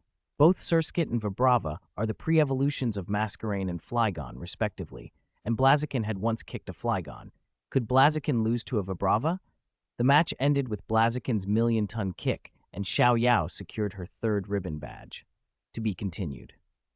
Chapter 172, Twin Islands. Old Spray versus King Articuno. Aiming for the next battle facility, Xiaozhi's group took a boat to the Seafoam Islands. They were headed for Twin Cave. Is Articuno really here? Xiao Yao asked, skeptical. On the boat, everyone had heard the legends about Twin Cave, that the legendary Articuno nested there, and since the islands were nearby, they'd come ashore to see if they could find it. Who knows? Xiaozhi replied with a smile. Either way, we don't have to find Articuno to get something out of this. Let's just look for Pokémon worth training. The Seafoam Islands were remarkably well preserved, with many wild Pokémon living undisturbed. The paths, however, split and doubled back, and before long the group had gotten lost. Where exactly is Twin Cave? Xiao Yao complained after they'd wandered for a while. The navigator's useless here, Xiao Sheng sighed. When, just then, they came to a fork in the path marked by a crystal pillar. Xiaoxi's eyes lit up. Twin Cave had to be close. He sent Lucario out and fully activated his aura. Lucario used its sensing ability to find an underground entrance. They followed Lucario into the cave, descended behind a waterfall, and arrived on a lower level filled with towering ice pillars. It's beautiful, Xiao Yao breathed. Sunlight filtering through cracks above made the ice crystals glow faintly blue. Perched atop one of the pillars, Articuno saw them arrive, gave a long, warning cry, and spread its wings to drive them off. Lucario stepped forward to stand between the group and Articuno. A quick scan showed the bird's details. Flying ice type, ability Snowcloak, strength rated elite peak. Known moves included Sheer Cold, Psybeam, Blizzard, and Roost. Its Dynamax type registered as Ice. Xiaozhi produced an Ultra Ball. Articuno, capture battle, he called. Articuno understood and answered with a defiant cry. Xiaozhi then called, Charizard, I choose you. He sent out Charizard, recently recalled and newly powerful after training. Charmeleon had advanced to Gym Leader early stage, and Charizard had broken through to Elite mid-stage and learned Sacred Fire. Charizard roared and spat small sparks skyward, eyes fixed on Articuno. Xiao Yao and the others quietly moved to the edge to watch. Xiaozhi didn't hesitate. He activated his universal ring and shouted, Show our bond, Mega Evolution. The genetic link flared to life. The Mega Evolution symbol blinked, and Mega Charizard X manifested, now at Elite late stage. Articuno beat its wings and unleashed a sweeping blizzard at Mega Charizard X. Fly up! Flame charge! Xiaozhi ordered. Mega Charizard X beat its dragon wings, surged upward, wrapped in dark blue flames, and used those flames to blunt the blizzard while closing the distance. Dragon Claw! Xiaozhi roared. Emerald green dragon claws erupted from Charizard's flaming forelimbs, and the Mega Dragon tore forward. Articuno countered with a triple axle, and the two attacks collided in a thunderous impact. The force sent Mega Charizard X skidding backward, and Articuno slammed into an ice wall. So evenly matched, Xiaosheng said, eyes shining as he watched. Articuno climbed back into the air and blasted shards of ice.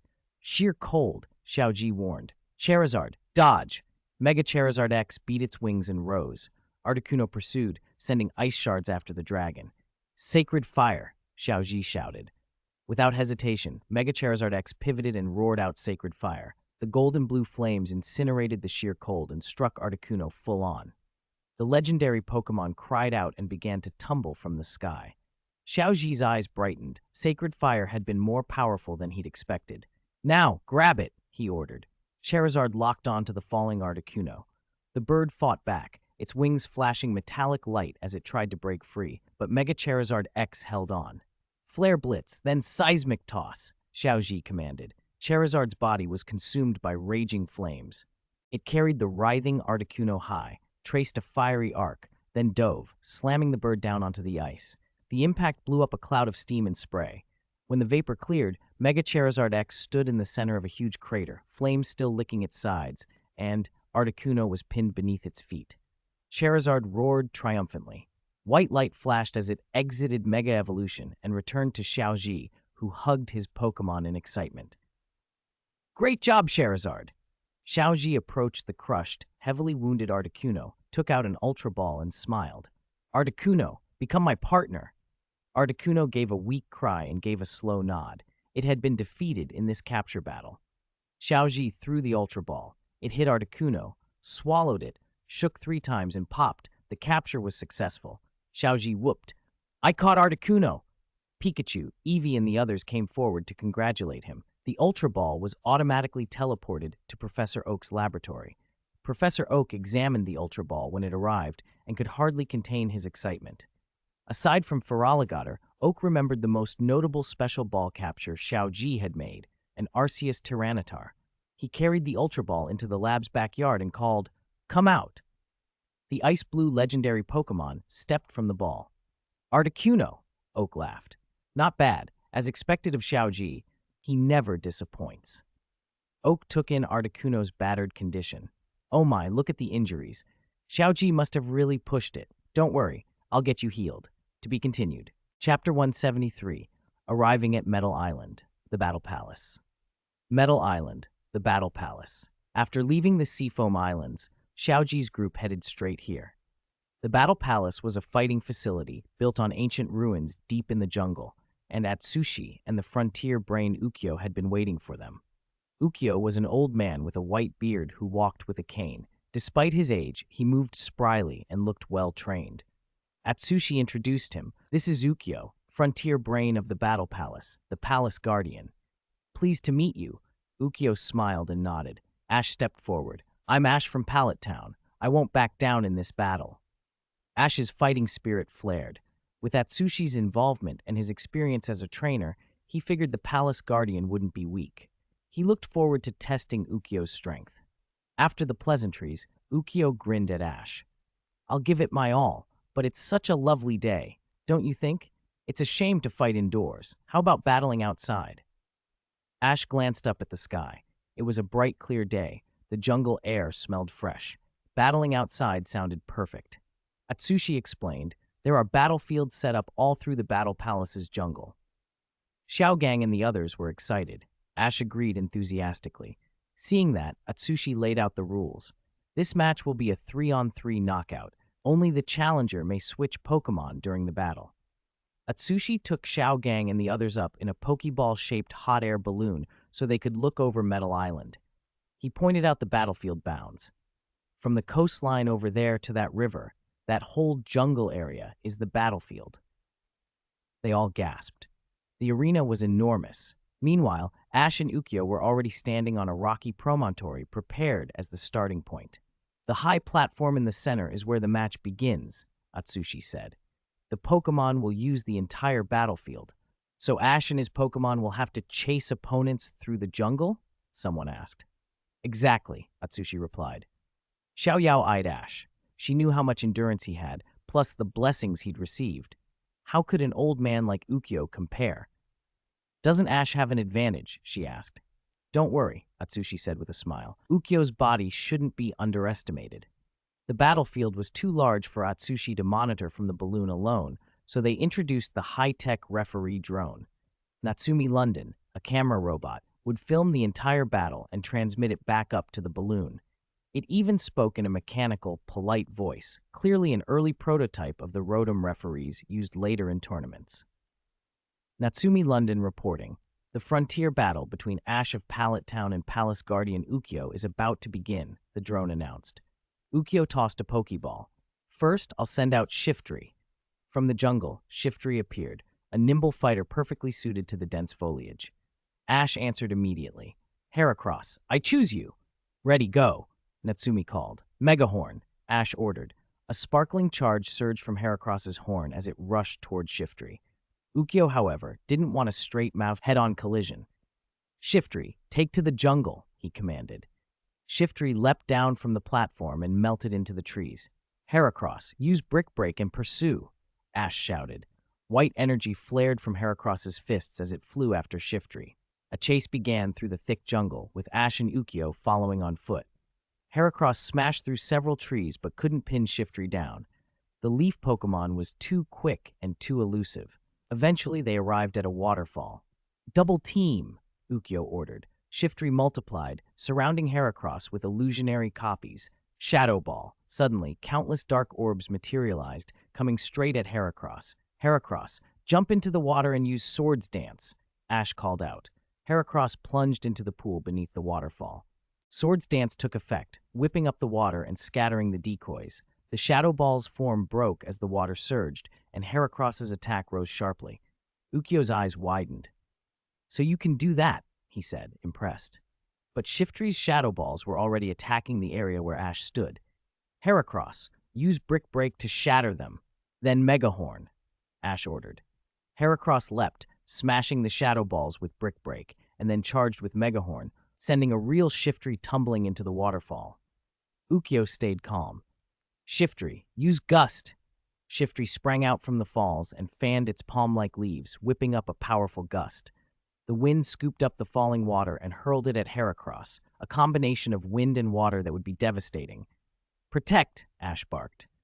Heracross threw up a green shield and held off the surge for the moment, but Protect wouldn't last forever. If Ukyo kept up the gust, Heracross might be overwhelmed once the shield dropped. Ash's eyes shone with determination as a plan formed. Ukyo called, keep using Gust. The Protect around Heracross began to fail. Rock Tomb, Ash ordered. Heracross slammed its fists into the ground. Massive stones erupted and formed a ring around it, blocking the rushing water and wind. Dig, Ash added. Ukyo's surprise was audible. What? Shiftry, watch your back. Using the brief shelter of the rock barrier, Heracross burrowed beneath the ground. When it resurfaced, it was already positioned above the waterfall. Finish it, Megahorn, Ash shouted. Shiftry tried to dodge, but it had expended too much energy creating duplicates and using Gust. It couldn't match Heracross's stamina. A final, crushing Megahorn hit Shiftry, and the leaf Pokemon went down. Natsumi London announced, Shiftry is unable to battle. Heracross wins. To be continued. Chapter 174, Blastoise, Symbol of Spirit. You did great, come back and rest, Ash called, recalling Heracross. Come back, Shiftry, you did well. Seeing Ash withdraw Heracross, Ukyo no longer hesitated and threw a Pokeball. Venusaur, come out! As one of Kanto's grass-type starters, Venusaur was naturally formidable in the forest. Ash had one too. I choose you, Venusaur, he shouted. Bulba! Ash's Venusaur answered. Ukyo narrowed his eyes as he studied Ash's Pokemon. As a trainer who owned a Venusaur himself, he could tell immediately that Ash's Venusaur was very strong. A Venusaur showdown! Xiaozhi cheered, and Atsushi, Xiaogang, and Xiaoyao leaned forward, eager to see which Venusaur would come out on top. Razor Leaf, both trainers ordered at once. Huge razors of leaf erupted from both flowers and slammed into each other. Boom! Neither side yielded. Power matched power, so the outcome would hinge on the trainer's tactics. Ash thought of a move he'd recently taught Venusaur. He looked up at the thickening clouds and called out, Sunny day! Bulba! Ash's Venusaur sent a bright orb skyward. The sun burst through and the clouds thinned. Now, Venusaur, Solar Beam. Substitute. Ash cut in. Ukyo's Venusaur fired Solar Beam immediately, but Ash's Venusaur had created a substitute and avoided the strike. Weather Ball, Ash ordered. The sunny day turned Weather Ball into a blazing orb, and it streaked toward Ukyo's Venusaur. Venusaur, counter with Solar Beam. Ukyo's Venusaur unleashed another searing solar beam, colliding with the fiery orb. Smoke and steam exploded into the air. Ash didn't hesitate. Weather Ball barrage. Bulba.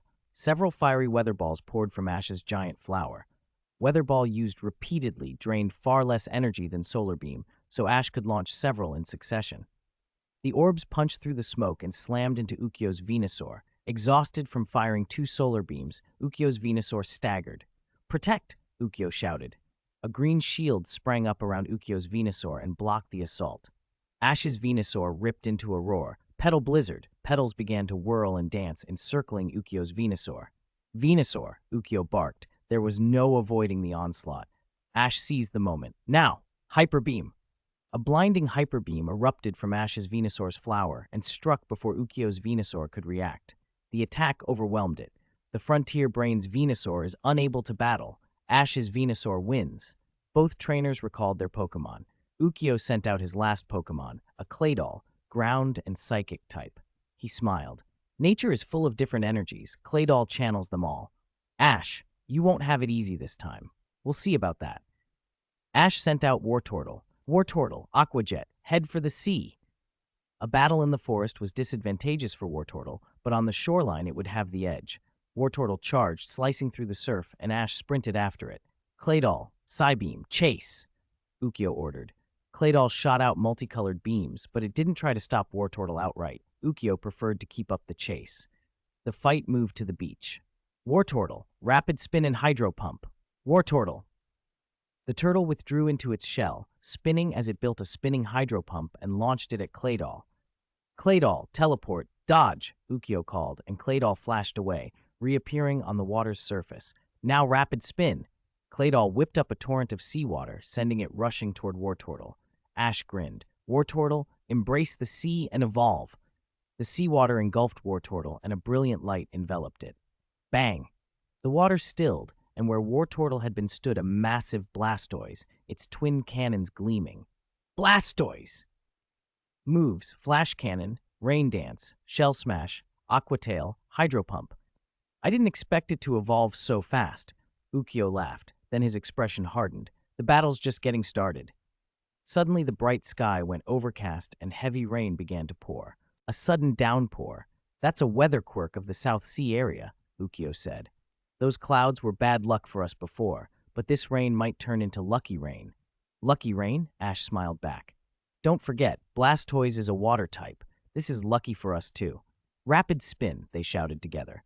Claydol and Blastoise spun simultaneously, their spinning attacks whipping up waterspouts that crashed into each other. Spray and foam flew everywhere. Ukyo grinned. "Keep spinning, and fire Psybeam at the same time." Claydol's waterspout crackled with colorful psychic energy. Its force increased, and it began to shove Blastoise's spout back. "Then answer with Psybeam," Ash ordered. Blastoise, spinning in the center of its waterspout, opened both cannons and fired without hesitation. The beam shot through the water, and instantly the outer layer of the waterspout started freezing, forming a huge sheet of ice. Protected by that ice, the combined wind and Psybeam couldn't get through. The ice top slammed toward the core and struck Claydol, knocking it off balance. At that moment, the sudden rain stopped and the sun blazed out again. "Now, Blastoise, Shell Smash!" Ash waved, then screamed, "Give it everything, Hydro Pump!" "Blastoise!" The giant turtle burst out of the ice, aimed its twin cannons at Claydol, and unleashed a massive column of water. "Claydol, full power, Hyper Beam!" Ukyo shouted back. Boom! The two attacks collided, filling the air with steam and smoke. When it cleared, the hydro pump had pushed through and slammed Claydol away. Natsumi London announced, "Claydol is unable to battle. Blastoise wins. The winner is Ash from Pallet Town." "We did it. Great job, Blastoise." Ash cheered as he recalled his Pokémon. "Blastoise!" Atsushi exclaimed. "Ash's power is incredible. He's cleared the 5th facility of the Battle Frontier."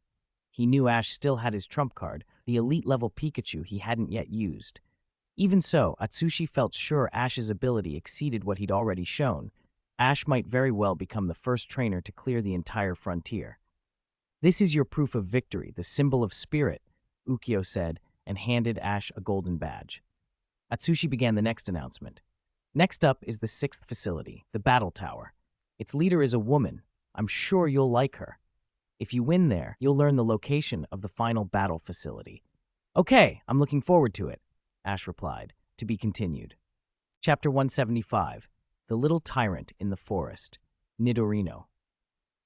After clearing the 5th battle facility, Xiaozhi's group turned their sights to the 6th, the Battle Tower.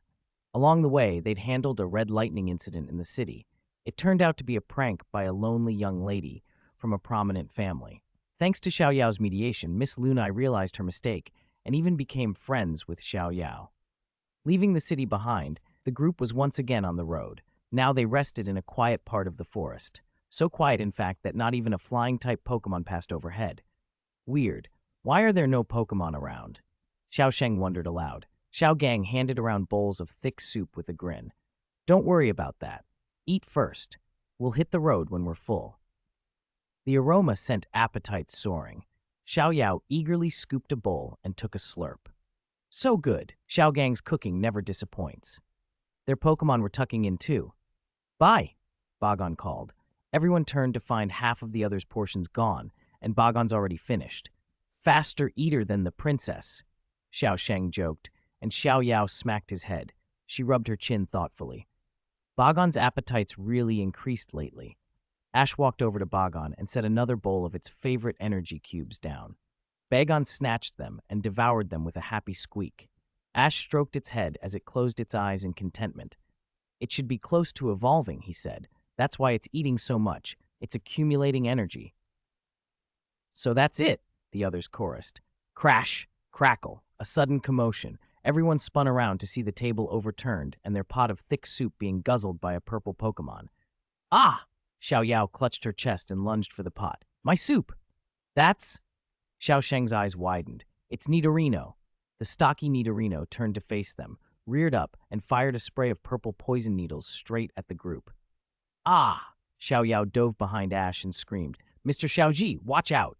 Lucario, already on alert, stepped forward and deflected the attack. Nidorino growled and roared ferociously. Xiaoyao poked her head out from behind Ash. Hey, you ate our lunch and then attacked us? What's your problem? Lucario translated the intent for them.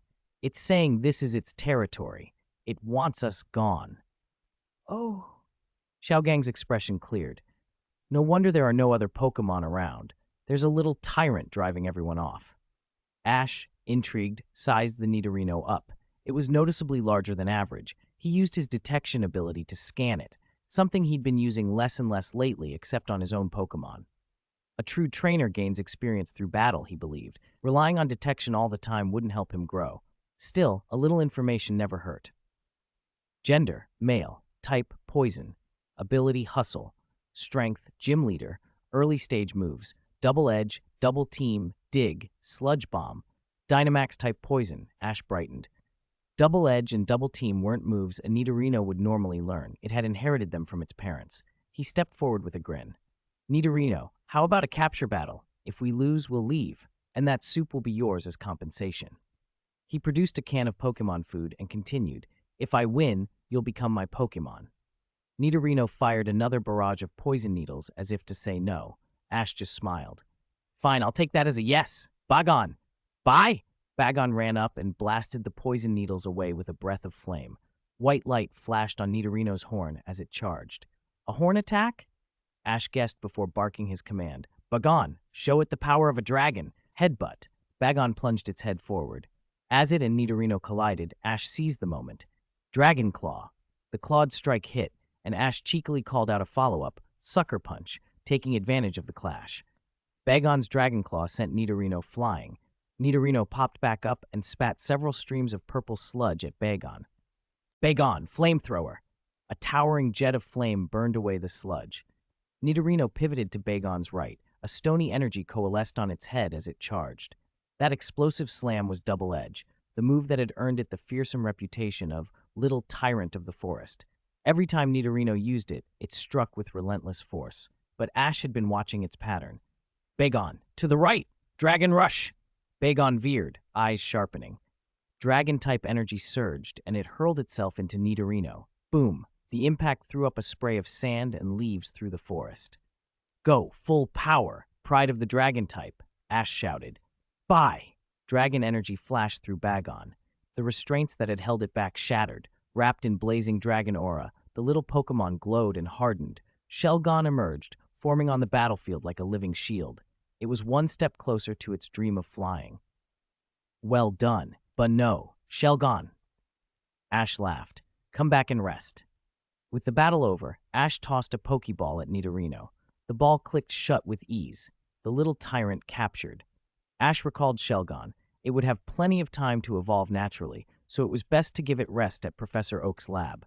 After a simple lunch, with Xiaoyao getting a replacement pot of soup, the group didn't linger. They left the forest and continued toward the battle tower.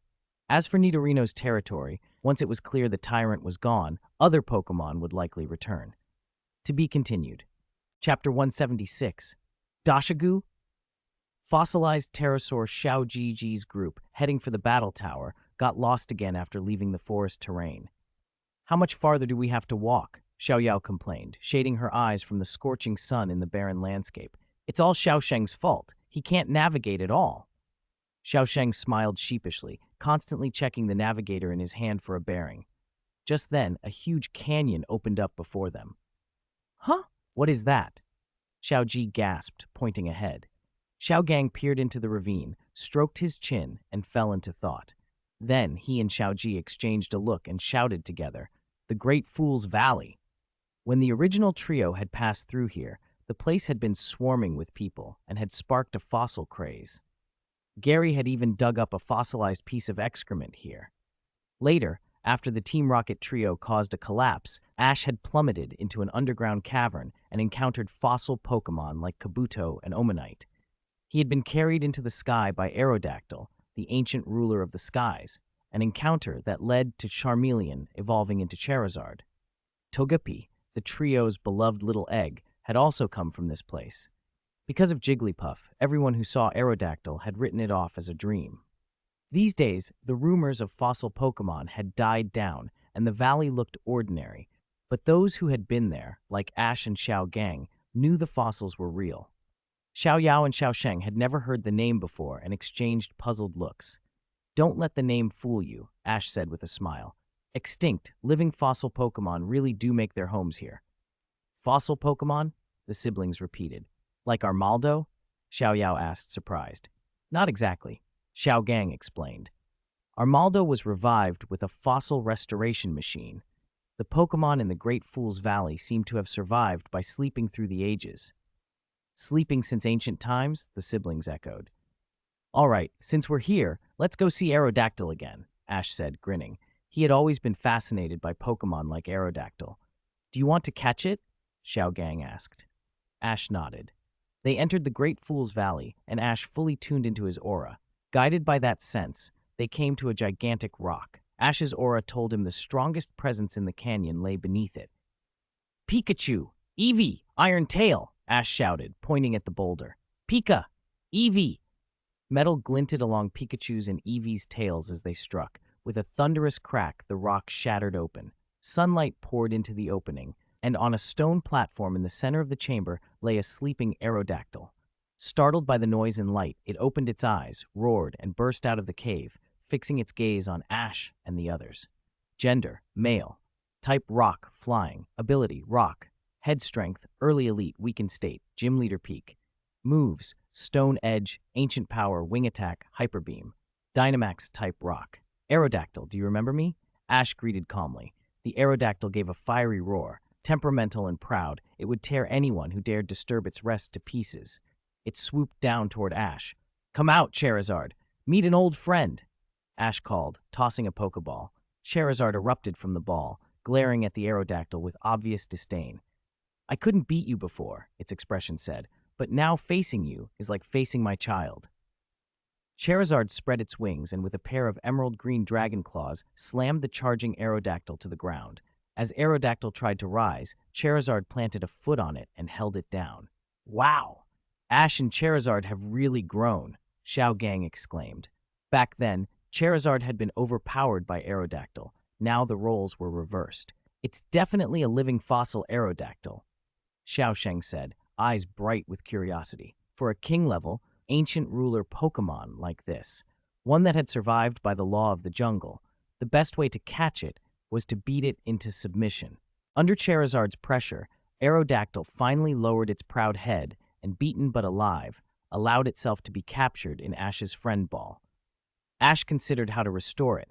Perhaps a large infusion of Viridian power would help, though that risked weakening whoever provided it. He decided to entrust Aerodactyl to Professor Oak. Oak would find a way, and he would be delighted to study such a specimen. After transferring the Aerodactyl, Ash resealed the cave entrance. Letting these ancient Pokémon sleep undisturbed was the kinder choice. Leaving the Great Fool's Valley behind, Xiaozhi's group finally found their way and arrived at Rokudoku Town. A Pokémon contest was about to be held there, so they decided to stay. "Hello, Professor Oak," Ash called from the Pokémon Center, speaking into the phone. "Ash!" Professor Oak's voice crackled with excitement. "Where did you find this Aerodactyl? Its stats, size, and behavior. It's nothing like a specimen revived from a fossil." Oak was ecstatic. He hadn't even finished studying the Articuno Ash had sent him before this, and now a living Aerodactyl had arrived. Ever since Ash began his Hoenn journey, unbelievable Pokémon kept turning up in his backyard. No wonder so many researchers felt a mix of envy and professional rivalry. Ash told Oak the whole story. Oak listened, then admitted he hadn't expected ancient Pokémon to still be living in the Great Fool's Valley. Not disturbing their sleep had been the right call, especially now that Oak had the chance to study a living Aerodactyl. "I'm leaving Aerodactyl in your care," Ash said. "It seems weak from sleeping so long. It's not at full strength." "Don't worry," Oak assured him. "I'm on it. I'll see that Aerodactyl is restored to its original condition." Ash then made some changes to his team. His current roster: Pikachu, Eevee, Absol, Honchkrow, Pidgeot, a pair of Butterfree, Charmeleon, Growlithe, Nidorino, Lucario, Marshadow, Celebi. To be continued. Chapter 177.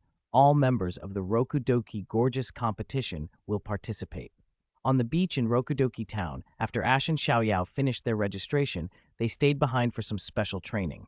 Xiaoyao was working with her Eevee, who would be making her debut in the contest, when Eevee suddenly dug a hole and bolted. "That's Dig!" Ash called out in surprise. "Looks like Eevee learned a new move right before her debut." "Dig?" Xiaoyao exclaimed. "All right, let's find her." "No problem," Ash said. He released his aura and led the chase with Xiaoyao close behind. Just then a girl with green hair, tied in a single ponytail, accompanied by Eradicate, walked toward them. With a sudden pop, Eevee shot out of the sand and startled the girl so badly she fell back onto her heels. "Eevee!" Xiaoyao rushed over. "I'm so sorry, are you all right?"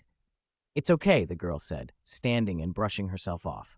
"Oh, by the way, do you know where to register? This is my first time entering a gorgeous competition." "There's a registration desk in that red building," Xiaogang said cheerfully, pointing. "Good luck." The girl thanked them and hurried off with Eradicate to sign up. "That's her first time too," Xiaoyao said with a smile, holding Eevee. "Just like Eevee." Eevee gave a cheerful, "Eevee." Suddenly a woman with a mature, refined air approached and gushed at Xiaogang. "How charming!" "No way, someone actually likes Xiaogang," Xiaosheng muttered in disbelief. Usually Xiaogang was the one chasing after admirers, not the other way around. Xiaogang's eyes immediately filled with hearts as he stared at the woman's elegant face. "Not at all, ma'am. Compared to you, I'm hopeless." The woman ignored his flustered boasting and reached out to take the Sudowoodo from his arms. "This Sudowoodo is simply too cute." Xiaogang froze on the spot, while Spinda clambered up and hugged him happily. Xiaosheng nodded to himself. This development was exactly the kind of thing he expected. The woman glanced down at the spotted Spinda, curled at Xiaogang's feet, and smiled. "Ah, this Spinda is special and very well trained." They all sat down together, and the woman introduced herself warmly. "Hello, everyone. I'm a Pokémon breeder, Yuma. Pleased to meet you." When she learned Xiaogang was also a breeder, she smiled. "I could tell from Sudowoodo and Spinda's gloss. They're not trained in the same way as Coordinator's Pokémon." "You can tell that?" Xiaosheng asked. "Of course," Yuma replied. "Breeders focus on health management and long-term care. Coordinators focus more on moves and presentation. That difference shows in diet and how poffins are balanced. Xiaogang seized the moment to show off. Really? You can tell that accurately? Then take a look at my other Pokemon. Yuma nodded, and Xiaogang confidently released his Marshtomp and Fortress. After a careful look, Yuma praised them and then sampled some specialized Pokemon food Xiaogang produced. She immediately commended him for his talent. Then, Yuma made a surprising proposal. Xiaogang, have you ever thought about entering Pokemon contests? The gorgeous competition? Xiaogang's eyes lit up. Yuma explained that she wasn't only a breeder, but a coordinator who had once won at the Grand Festival, and her superior breeding techniques had helped her achieve that. She wanted to pass those techniques on to promising newcomers. Xiaogang grabbed her hands. It would be an honor. I'll register right away. He dashed into the venue and completed his registration in record time. Xiao Yao watched him in disbelief. That was terrifyingly fast, she muttered. Watch out, Ash and Xiao Yao, Xiaogang declared as he emerged, crisp with determination. I've got Yuma's seal of approval. I won't go easy. I'm coming for the Rokudoki ribbon. Everyone exchanged looks. So, except for me, you're all entering? Xiaosheng said flatly. It's showtime, the dazzling, hot, and cute Pokemon Coordinator Festival. Welcome to the Pokemon contest at Rokudoki Stadium. Keep up with Lillian's pace, the host Lillian urged, and the crowd roared in response. In the waiting area, Xiaogang stared nervously at the screen. I'm registering for the competition right here. My heart is pounding. I'm excited. It's complicated. You feel it too? Xiao Yao asked in surprise. Of course. It's been so long since I competed in something this formal. I'd forgotten the feeling, Xiaogang admitted with a grin. I won't go easy on you, Ash said playfully. Xiaogang nodded seriously. The first performer was the green-haired girl they'd met earlier. Her Pokemon, a snarling Raticate or perhaps another partner referred to as Dara, opened the contest with a ferocious display, using rage to show off strong biting techniques that sent fake props flying into dust. The second performer was Ash. I choose you, Butterfree, he called. With a flutter, the pink Butterfree took center stage. What the audience didn't expect was that Butterfree had reached an unusually high level of skill, something Ash had discovered recently. Scatter 3 powders, he ordered. The pink Butterfree beat its wings. Orange Paralyze Powder, white Sleep Powder, and purple Poison Powder spread out over the stage. Confusion, Ash added, and the pink Butterfree's eyes glowed blue. The 3 powders began to swirl and reassemble. Behind the pink Butterfree, a gigantic spectral Butterfree materialized, purple body, orange wings, and white markings, a majestic illusion created from the powders. The crowd went silent, stunned by the sight. What a depth of psychic control. It was almost like watching a psychic-type Pokemon at work. Ash had discovered his Butterfree's unusual mental ability and built the routine around it. All right, finish the performance, Hurricane, Ash commanded. The pink Butterfree fanned its wings. A powerful gust swept the 3 colored powders into a whirling circle, then let them drift down like confetti, bathing the stage and Butterfree in a shimmering cascade. The audience erupted in cheers. The judges awarded Ash a perfect score, the first perfect of the contest, raising the pressure for everyone who followed. Ash's performance is still incredible, Xiao Yao breathed. To be continued. Chapter 178, completed the collection of ribbon badges. Very good. The venue is heating up fast. Next contestant, please come out. As the announcer finished, Xiao Yao stepped forward. Squirtle, take the stage. Squirtle. Squirtle opened with rapid spin, its speed increasing until a gust of wind whipped across the stage. Then it launched a series of bubbles, building them into a sparkling pyramid, and finished with Psybeam, shattering the bubbles and splashing water that formed a crystal-clear ice platform. Squirtle landed on the iceberg and posed triumphantly as the audience applauded. Contestants continued to perform, and finally only Xiaogang remained. He walked on seriously and called, Go, Sudowoodo! Use fake tears! Sudowoodo's fake tears looked so real they immediately melted the judges' hearts.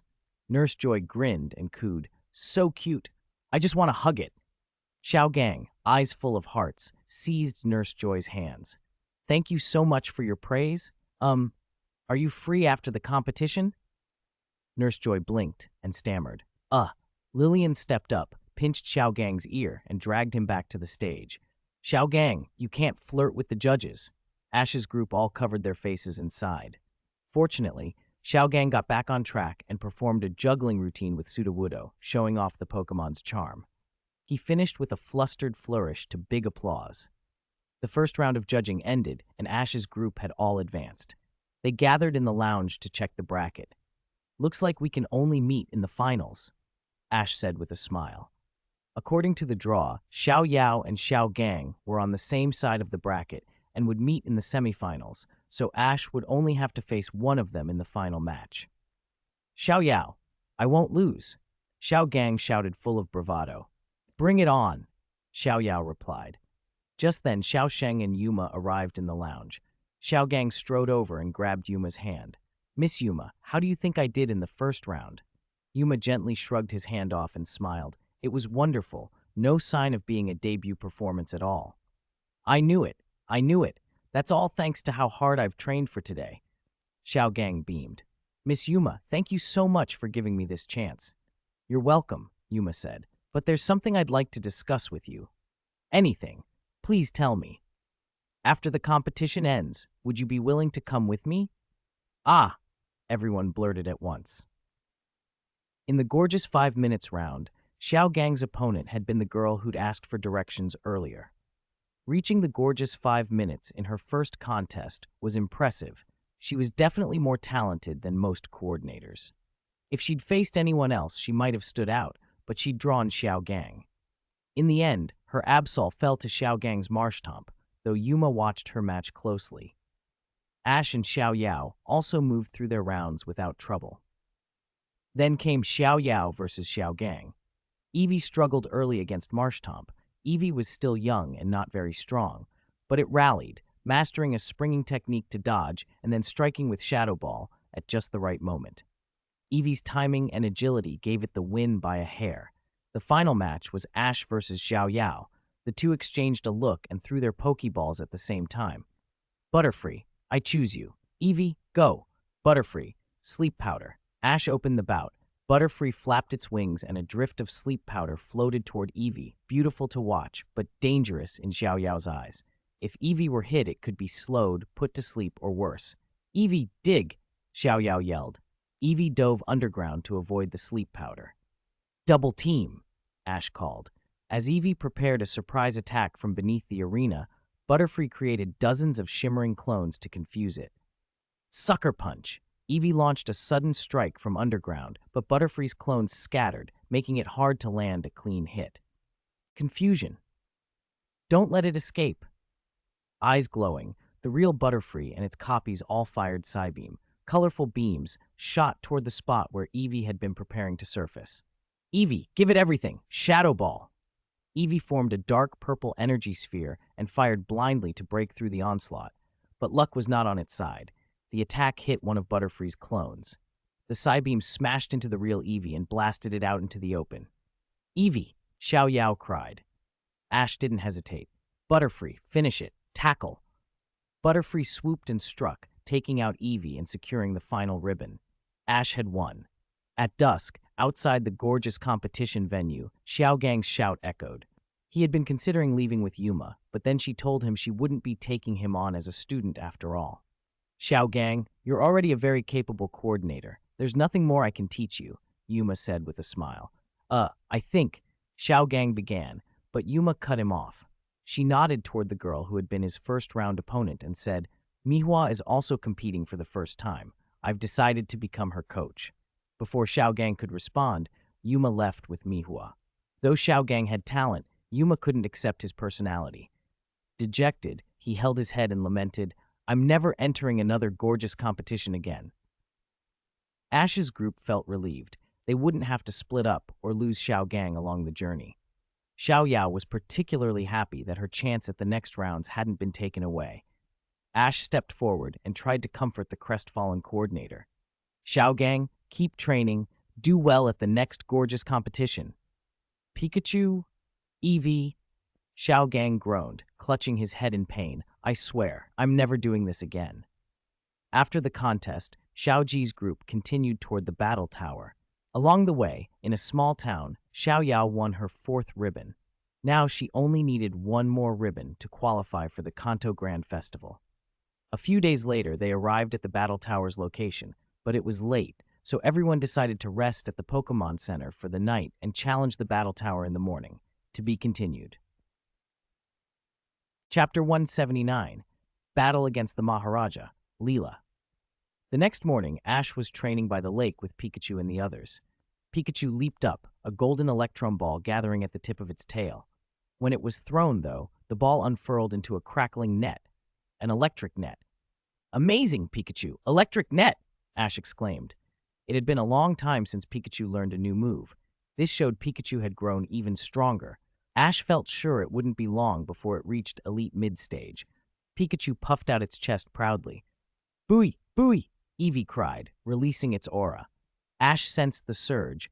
Eevee had also advanced to an upper mid-stage. He ruffled Eevee's head and smiled. "Looks like you've made great progress, too." Just then, a Beedrill burst out of the tall grass and attacked. Ash's Beedrill, the one he'd recently returned to his team, flew forward and held it off. Now both Beedrill and Growlithe were the strength of elite mid-stage and showed no fear of the wild Beedrill. "Wait!" a young person with short, light purple hair called, stepping between the two Beedrill and stopping the fight. Ash shouted, "Stop it, Beedrill!"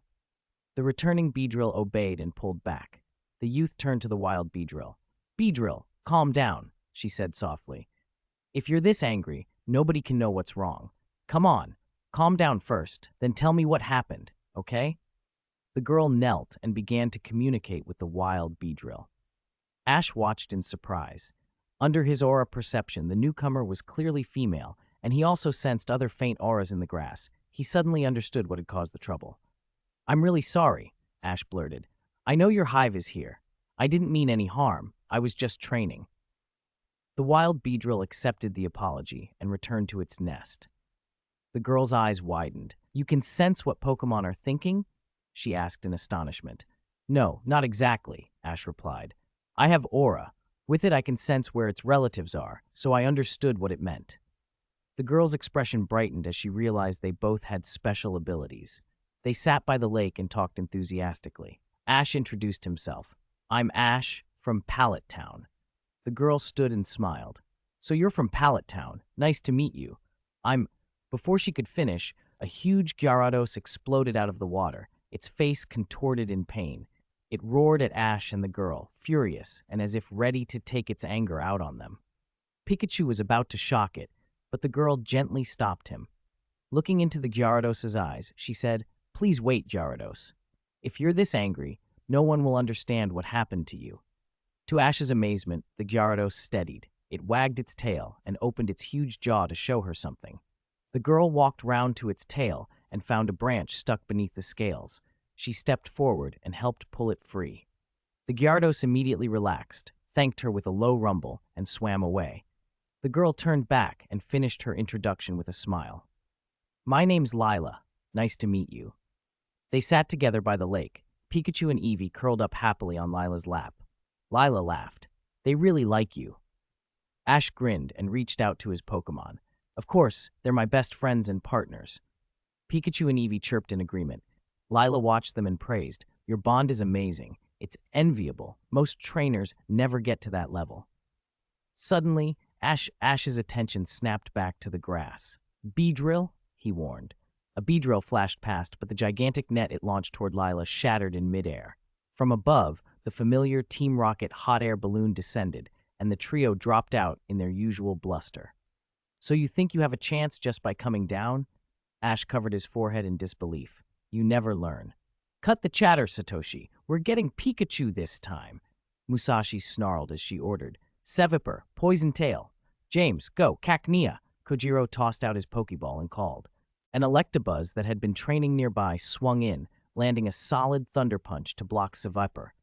Nidorino leaped and delivered a double kick that sent Cacnea tumbling back into James' arms.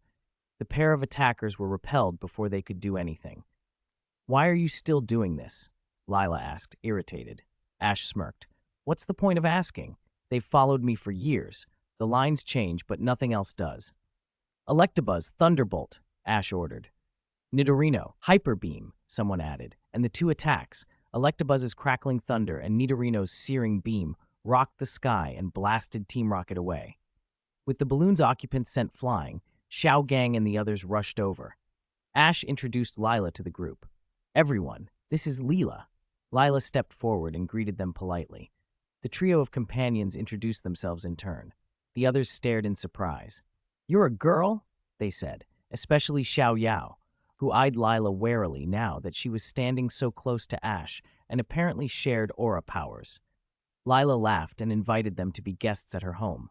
"You're welcome anytime." Xiao Yao quickly declined. "No need. We still have to challenge the battle tower with Ash." "The battle tower?" Lila's smile widened. "So you're the challenger. I received information about the challenger a while back. I didn't expect to meet you like this." Ash blinked in disbelief. "You're the frontier brain of the battle tower?" Lila nodded. No one had expected the sixth frontier brain to be someone so close to Ash's age. With Lila as their guide, the group set off toward the battle tower. To be continued. Chapter 180, Duel with Lila. Everyone had gathered at the battle tower and found Mr. Atsushi waiting for them.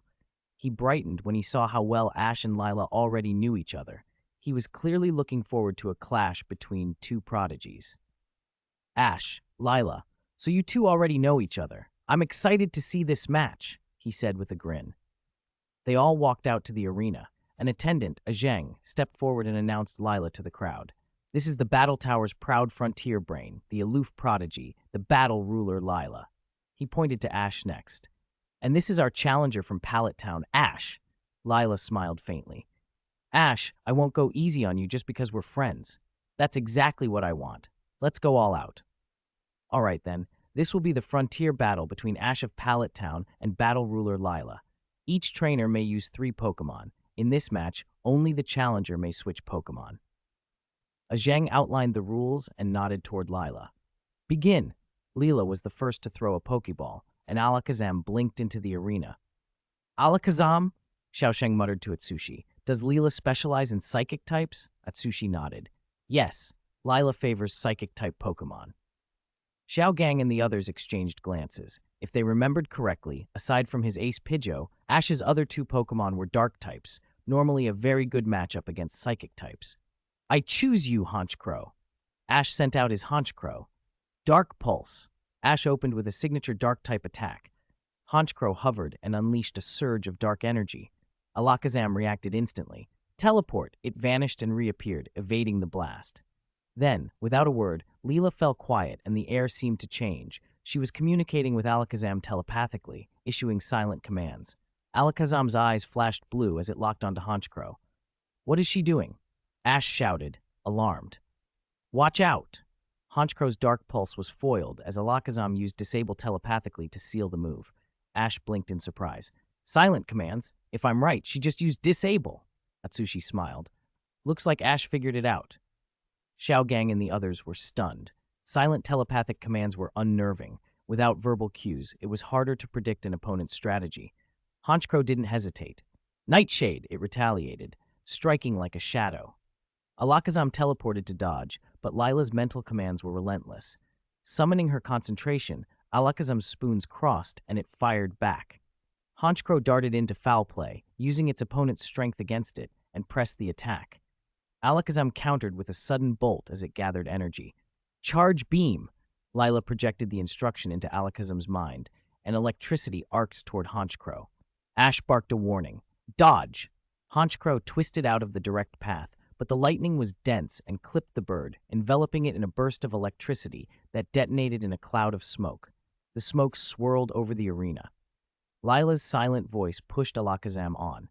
Alakazam teleported through the smoke and aimed a thunder punch at the rising Honchkrow. The move hit from behind. Alakazam was striking fast and hard. Ash grinned. "Don't forget I'm an ability user too. Honchkrow, Icy Wind." Honchkrow beat its wings and sent a cold gust that blew away the smoke and froze Alakazam in mid-recovery. The psychic Pokémon slipped from the air, encased in ice and crashing to the ground as the ice shattered. "Alakazam, can you get up?"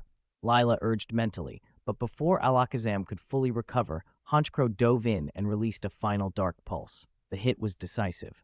"Alakazam is unable to battle. Honchkrow wins." Zheng declared. Leela recalled her alakazam with a small, composed smile. You did well. Rest now. She then tossed another Pokeball. Go. This time her partner was Metagross, its metallic body glinting under the arena lights. The aura clinging to it was intense. This Metagross was clearly near elite level. Ash's team had a tough road ahead. Honchkrow, U-turn, Ash ordered. Honchkrow struck Metagross and immediately returned to Ash's side in a streak of light. Ash released his other Pokemon, Absol. The Dark-type disaster Pokemon landed on the field. U-turn? What's that move? Someone whispered. Xiaoyao was no longer the novice she'd been, but she hadn't seen U-turn in action before. Atsushi chuckled and explained, U-turn is a bug-type move. When it hits, the user retreats and the trainer may send in another Pokemon. Absol had already proven strong enough to reach the gym later stage, and it had an advantage against Metagross in certain respects. Still, Metagross's raw power was intimidating. Ash had Pidgeot as his ace reserve, but he wasn't about to give up. He activated his Mega Ring. Let's show our bond. Mega Evolution. Absol's Mega Stone pulsed, linking with Ash's Keystone. A brilliant light flashed, and Absol transformed. Mega Absol appeared. Mega Absol's presence radiated power and confidence, the stone's energy, the bond with its trainer, and a new, sharper look that hinted at greater speed and strength. Is this Mega Evolution? Lila murmured, eyes narrowing. The second round would be Mega Absol versus Metagross. To be continued.